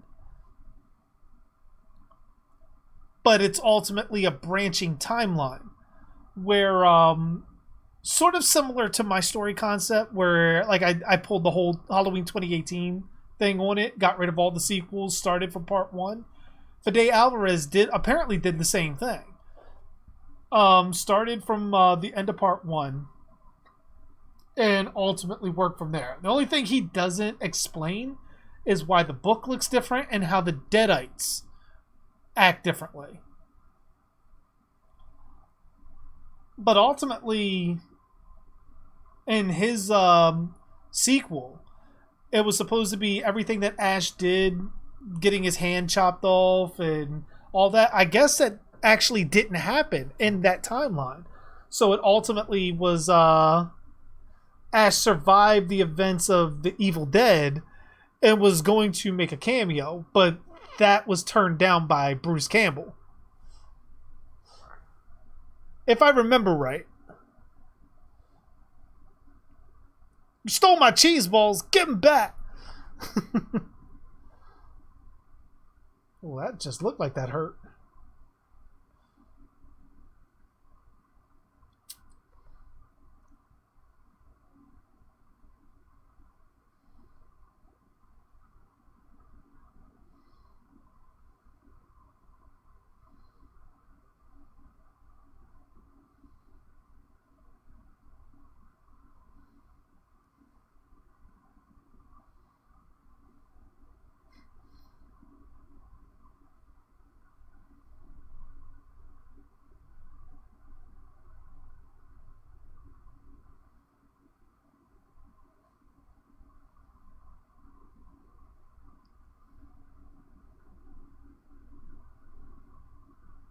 Can you have my kneecaps? No. They're my kneecaps.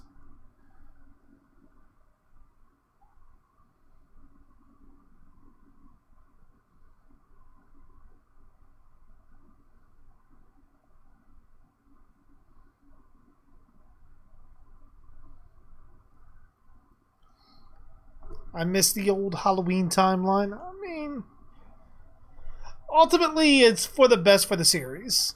But I mean, that's why we got the old movies, especially for fans of the old timeline. You can always go back and rewatch them. I mean, eventually the Halloween 2018 timeline will eventually run its course and eventually be disposed of, and then it will be rebooted again and again and again and again and again.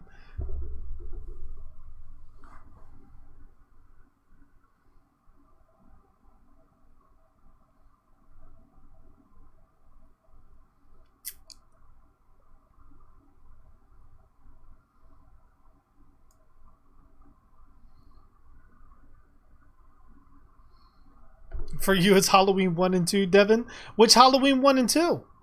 Because now we got Halloween 1978 and the original Halloween 2 that was written by John Carpenter. As he said, he was drunk when he wrote it, and he absolutely hated that movie afterwards. But, we have that. We have Rob Zombie's Halloween 1 and 2.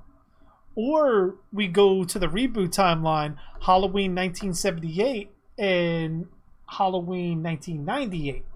H2O is technically a new Halloween 2. Halloween 2018 is also a Halloween 2. So we have apparently 4 Halloween 2s.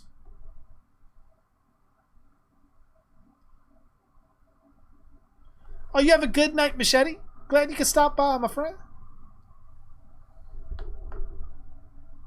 The original Halloween 1 and 2.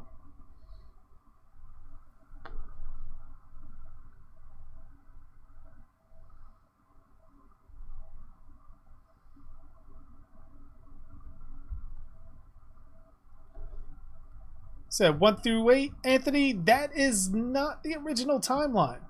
The original timeline is 1 through 6. H2O and Resurrection is a Halloween 2 and 3. Oh, actually, H2O is a no, because Halloween H2O is not a part 2, so I have to take that back. Because H2O is a new Halloween 3. My mistake. But H2O is technically Halloween 3. But it has no connection to Halloween 4, 5, and 6 at all. Outside of them using the Halloween 6 mask at the beginning and then never going back to it again.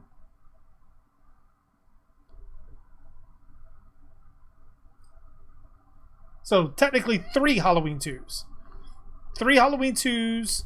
There's going to be 3 Halloween 3s.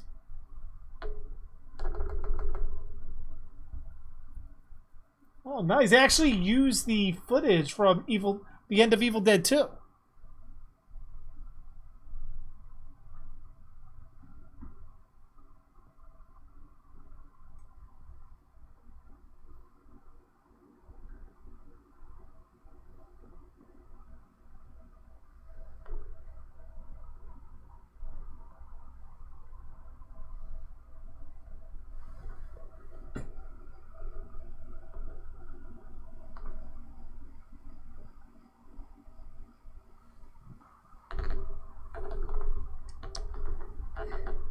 Halloween 4269. Halloween 2037. Halloween 2084. Halloween 2049.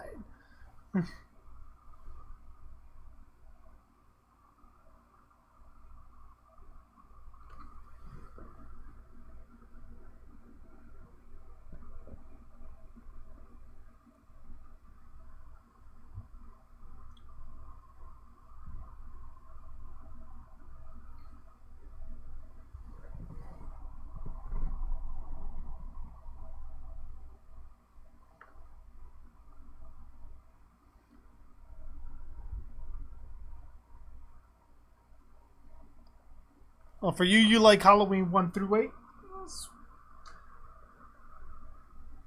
There's nothing wrong with that. The only thing I normally do, which I normally do with you, Anthony, on here, is just pretty much to make sure that the information for those films is conveyed correctly. Because I know a lot of people... Not a lot of people. There's maybe a lot that's too heavy-handed. But there are a few people that believe H2O is connected to Halloween 4, 5, and 6. The only films H2O is connected to is Halloween 1 and 2.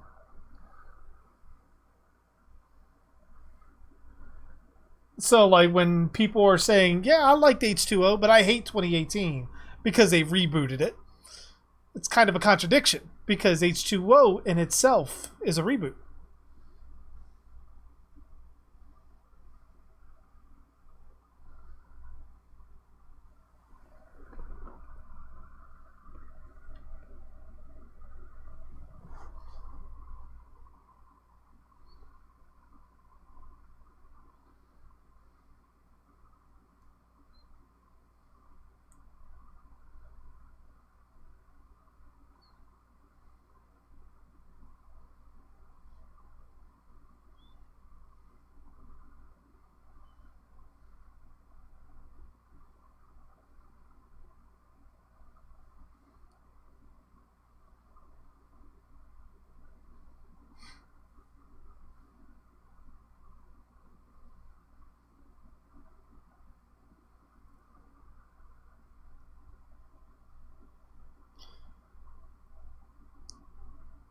I love Halloween 6. It's so bad, but it's great. The producer's cut especially.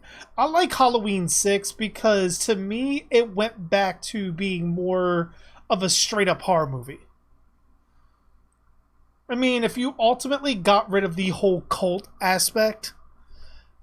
If you got rid of the cult aspect, Michael hunting Jamie's baby, and just started the movie with Michael killing Jamie, and coming back to Haddonfield and building a new story around his kills with the Strodes moving into the Myers house and so forth like that, and just giving it that kind of different story with Loomis getting involved again. There, honestly, you don't need a whole lot to make it better. Just some minor tweaks to the story and getting rid of the whole Cult of Thorn.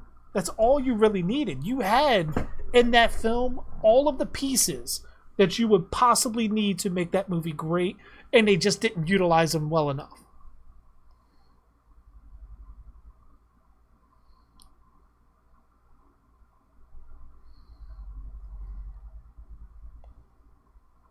I mean, Halloween 4, Chuck, they did a good job of trying to recapture the tone and the lighting of part 1.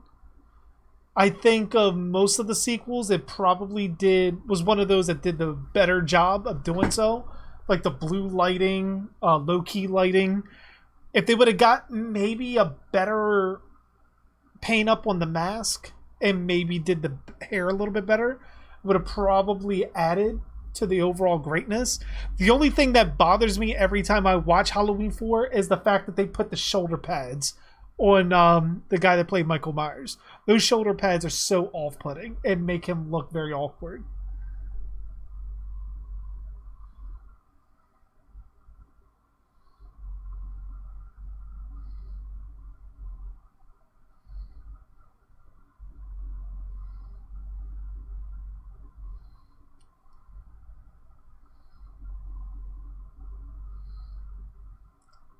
But see, though, that's the thing. Like, with the cult aspect, Ty, they could have did the whole cult thing. But to make Michael subservient to them to a degree was something that really kind of watered down the character. Like, I kind of like the idea that I had in my theory where the cult was always there and the cult became aware. But Michael was already evil before the cult got a hold of him. He was already the shape. But them using their magic, especially being able to connect it to Halloween 3 with the ending of Halloween 3. Ooh. I forgot that Kelly kind of dies in this. But with them using the end of Halloween 3 as a setup for magic and bringing the cult in after that, that definitely could have worked in their favor because they could have used the magic angle to be what holds Michael in check. But the evil within Michael is so powerful that it's always fighting against it, and eventually, like with Michael in Smith's Grove, he's ultimately going to break free. But I didn't want Michael connected to the Cult of Thorn with having the tattoo and being a servant to that constellation. Michael should have been his own entity, and the Cult of Thorn were just using him for their own purposes if they were going to go that route. Putting the tattoo on his hand or his wrist and everything, it really kind of just made the character and the overall story just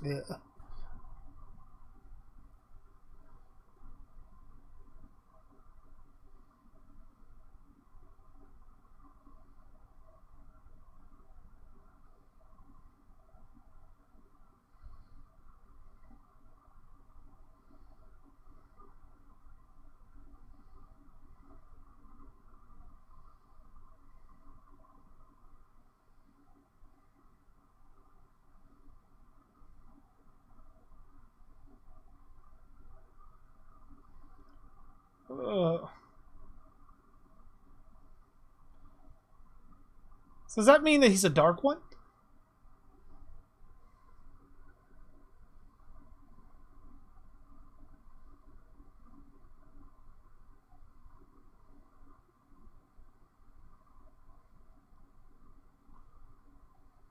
It's kind of like the Thing.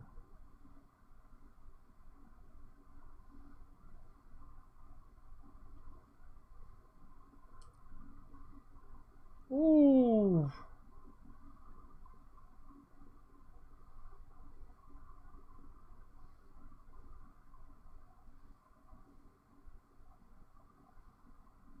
just like that. Pretty much all the knights are dead.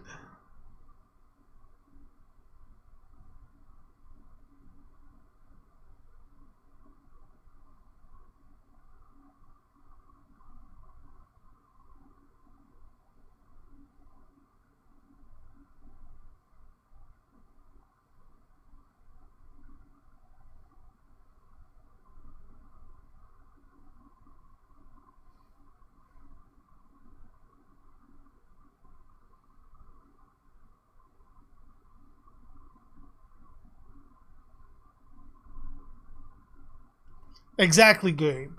When you start adding the hows and whats and everything to Michael Myers, it ultimately takes away the mystique about him. Because the whole thing that his character is literally based on is nobody knows why he's doing what he's doing. They just know that this suburban kid fucking went nuts, killed his sister, and hasn't spoken a word since.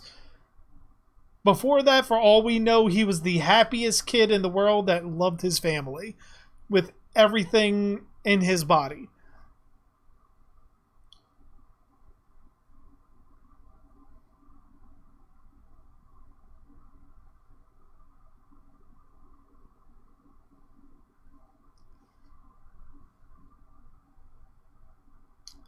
Oh, you have a good night, Alessandro. Or the vibe check god, I should probably say.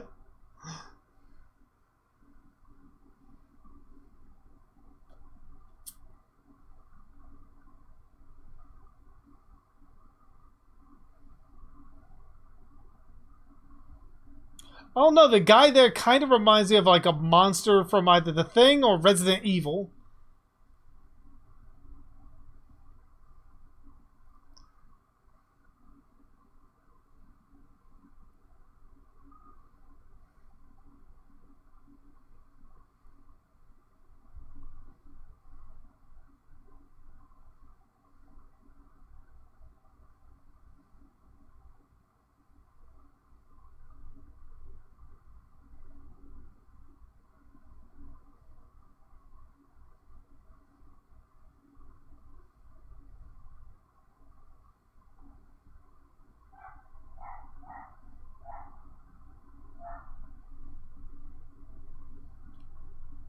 I mean, shouldn't that have burnt him just from the touch, though?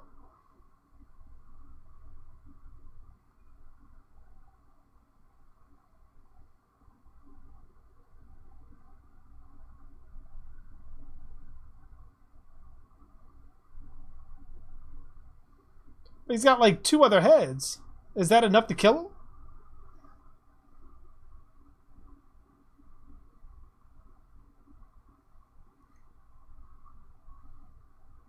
What's going on? Corpora Teshion? Is that how you pronounce it? I'm so sorry if I pronounced that wrong. Do you think you could take Eric Rowan in a fight? Probably not.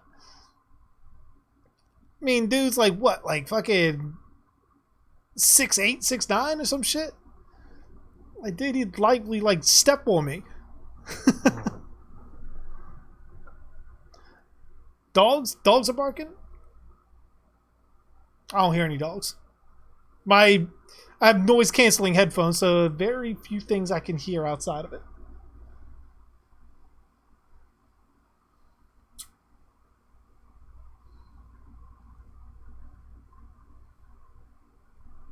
I'm not sure yet, Ty. I gotta look close up on it because I'm trying to see it on my screen, and I can't really see what it is. However, Ty, did you see my new transition screen that I made? Oh, Paris says Part 8 Mask done. Ash vs. Evil Dead Season 3 Episode 6, my 3rd favorite episode of all time. So far, it's been really good. I like it. Like, I didn't realize how much the guy that mutates after going through the rift, Paris, how much he kind of reminds me of either a creature from The Thing or one of the mutated monsters from Resident Evil.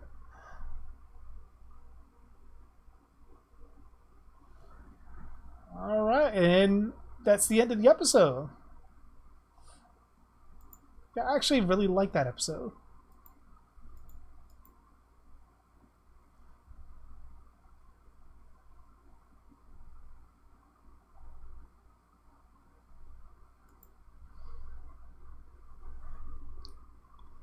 Do you think they fuck up Danielle Harris? I mean, what do you mean? Like the character that she played?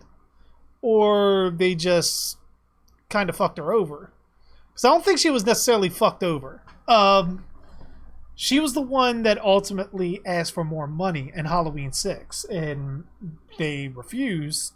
So, business wise, they moved on. It happens. It happens all the time in movies. Would I say they fucked her over? No, not at all. Because she did go on to play in 2 more Halloween films after Halloween 6 with Rob Zombie's Halloween films.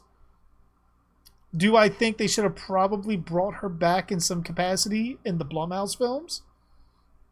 I mean, I don't see why they wouldn't have just had her in a 2-second cameo. I mean, that would have been fine. That would have probably appeased a lot of Halloween fans. But I don't think that's what she's looking for. I think Danielle Harris is looking for a much meatier role in the Halloween Blumhouse films. Now, like I said, after Halloween Ends, who knows? Maybe they can do, if Michael Myers does survive Halloween Ends, whether he does or doesn't, you can always bring back the Jamie Lloyd character. You just have to recreate her. She's no longer going to be the daughter of Laurie Strode. She has no relationship with Michael Myers, or she could be a member of the Myers family. Who knows? You can recreate her in that. But the whole thing is, if anything, after Halloween Ends, if I was going to bring her back as Jamie Lloyd, I would have her in a different area in the United States, telling a different story with a killer of similar origin to Michael Myers. Just gone crazy. He has the same psychopathic tendencies. And go. He's not wearing the same mask. Who says he's even wearing a mask? Like, you could go on, maybe he's not even attacking on fucking Halloween. What if you call it a different holiday day, but it's set in the Halloween world, like Valentine's Day or some shit like that, or fucking Christmas or Easter or anything like that? You can go along with a bunch of other shit.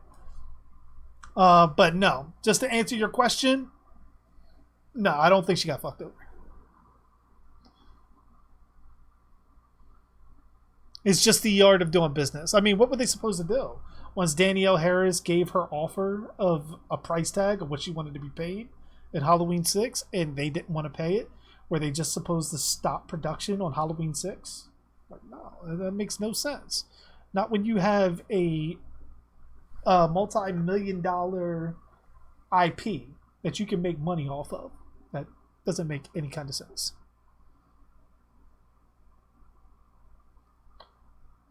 But matter of fact,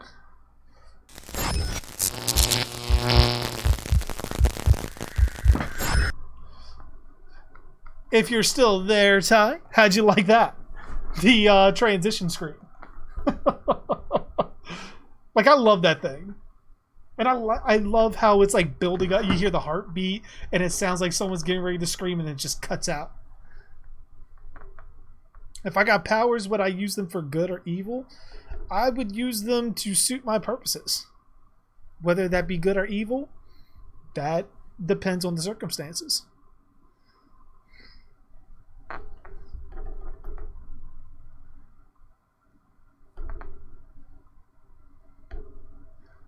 Let me go back to the big screen, just so I can see the transition again.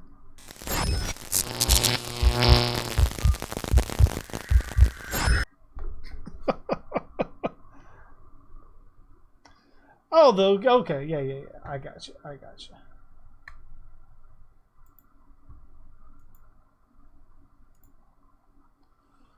Give me one moment here. Let me look up the video.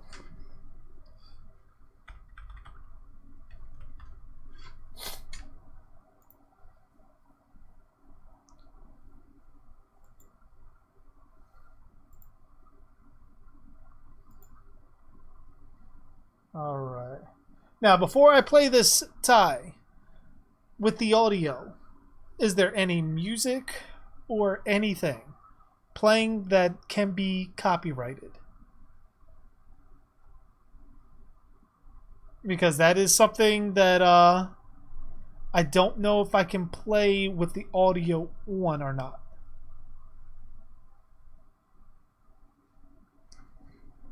Because again, trying to avoid all copyright claims. So I just need to make sure that there's nothing that I can get a claim on within that video.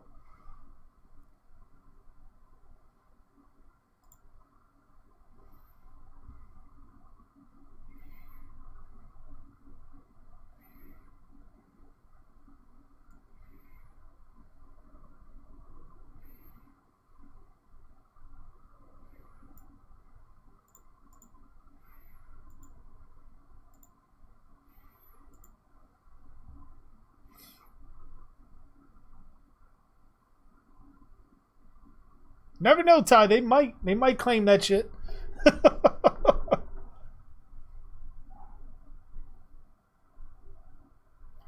Episode 6 is my third favorite episode because it's the first time since the first movie it feels like the special effects were the actual star of the episode. Granted, I come back for Ash, but it's nice to see the effects play a major part. I can definitely agree with that. Alright, I guess I should jump over to the big screen part.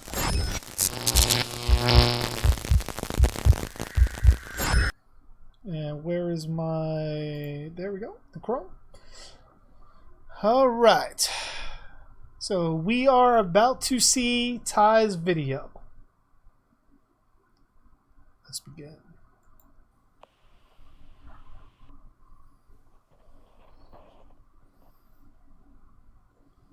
Is that like your sync knob?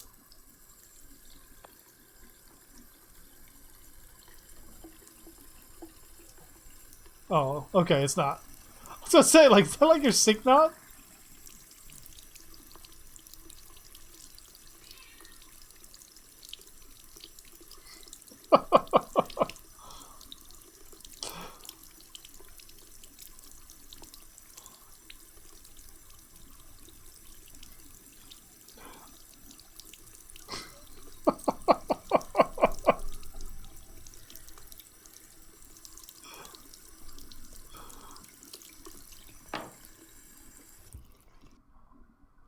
I mean, it's clean, though. It's clean.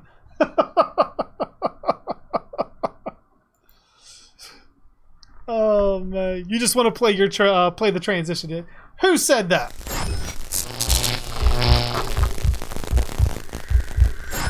I don't know what you mean, Gavin.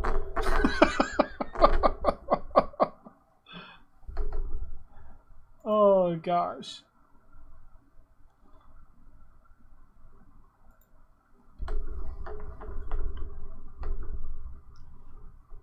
All right, what are we at here?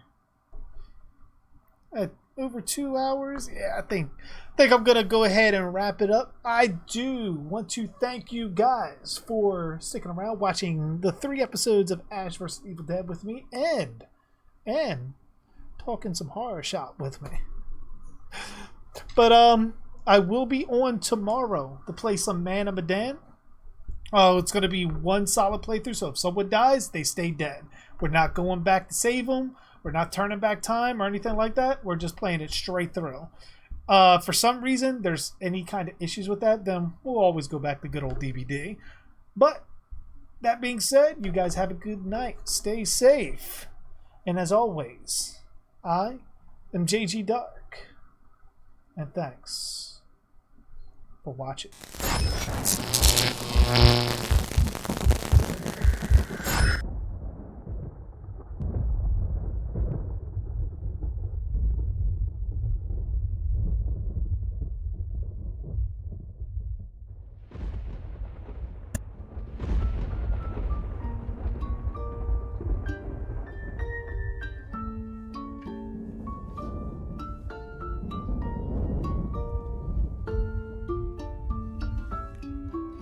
Don't as a hearse goes by, for you may be the next to die. They wrap you up in bloody sheets to drop you 6 feet underneath. They put you in a pine wood box and cover you up with dirt and rocks. It all goes well for about a week, and then your coffin begins to leak, and the worms crawl in, the worms crawl out, the worms play pinochle on your snout. They eat your eyes, they eat your nose as you begin to decompose. A slimy beetle with demon's eyes chews through your stomach and out your sides. Your stomach turns to rancid grease, and pus pours out like melted cheese. You spread it on a slice of bread, and that's what you'll eat when you're dead. And the worms crawl out, the worms crawl in,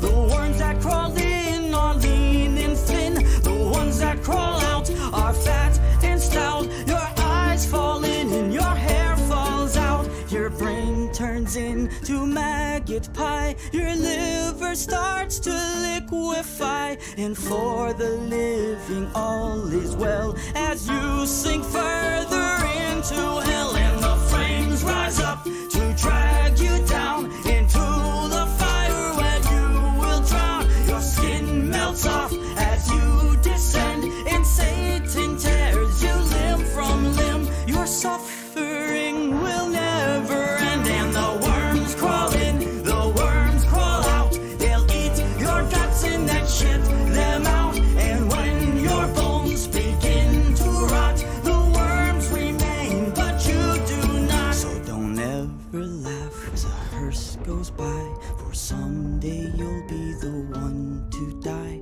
And when death brings his cold despair, ask yourself, will anyone care?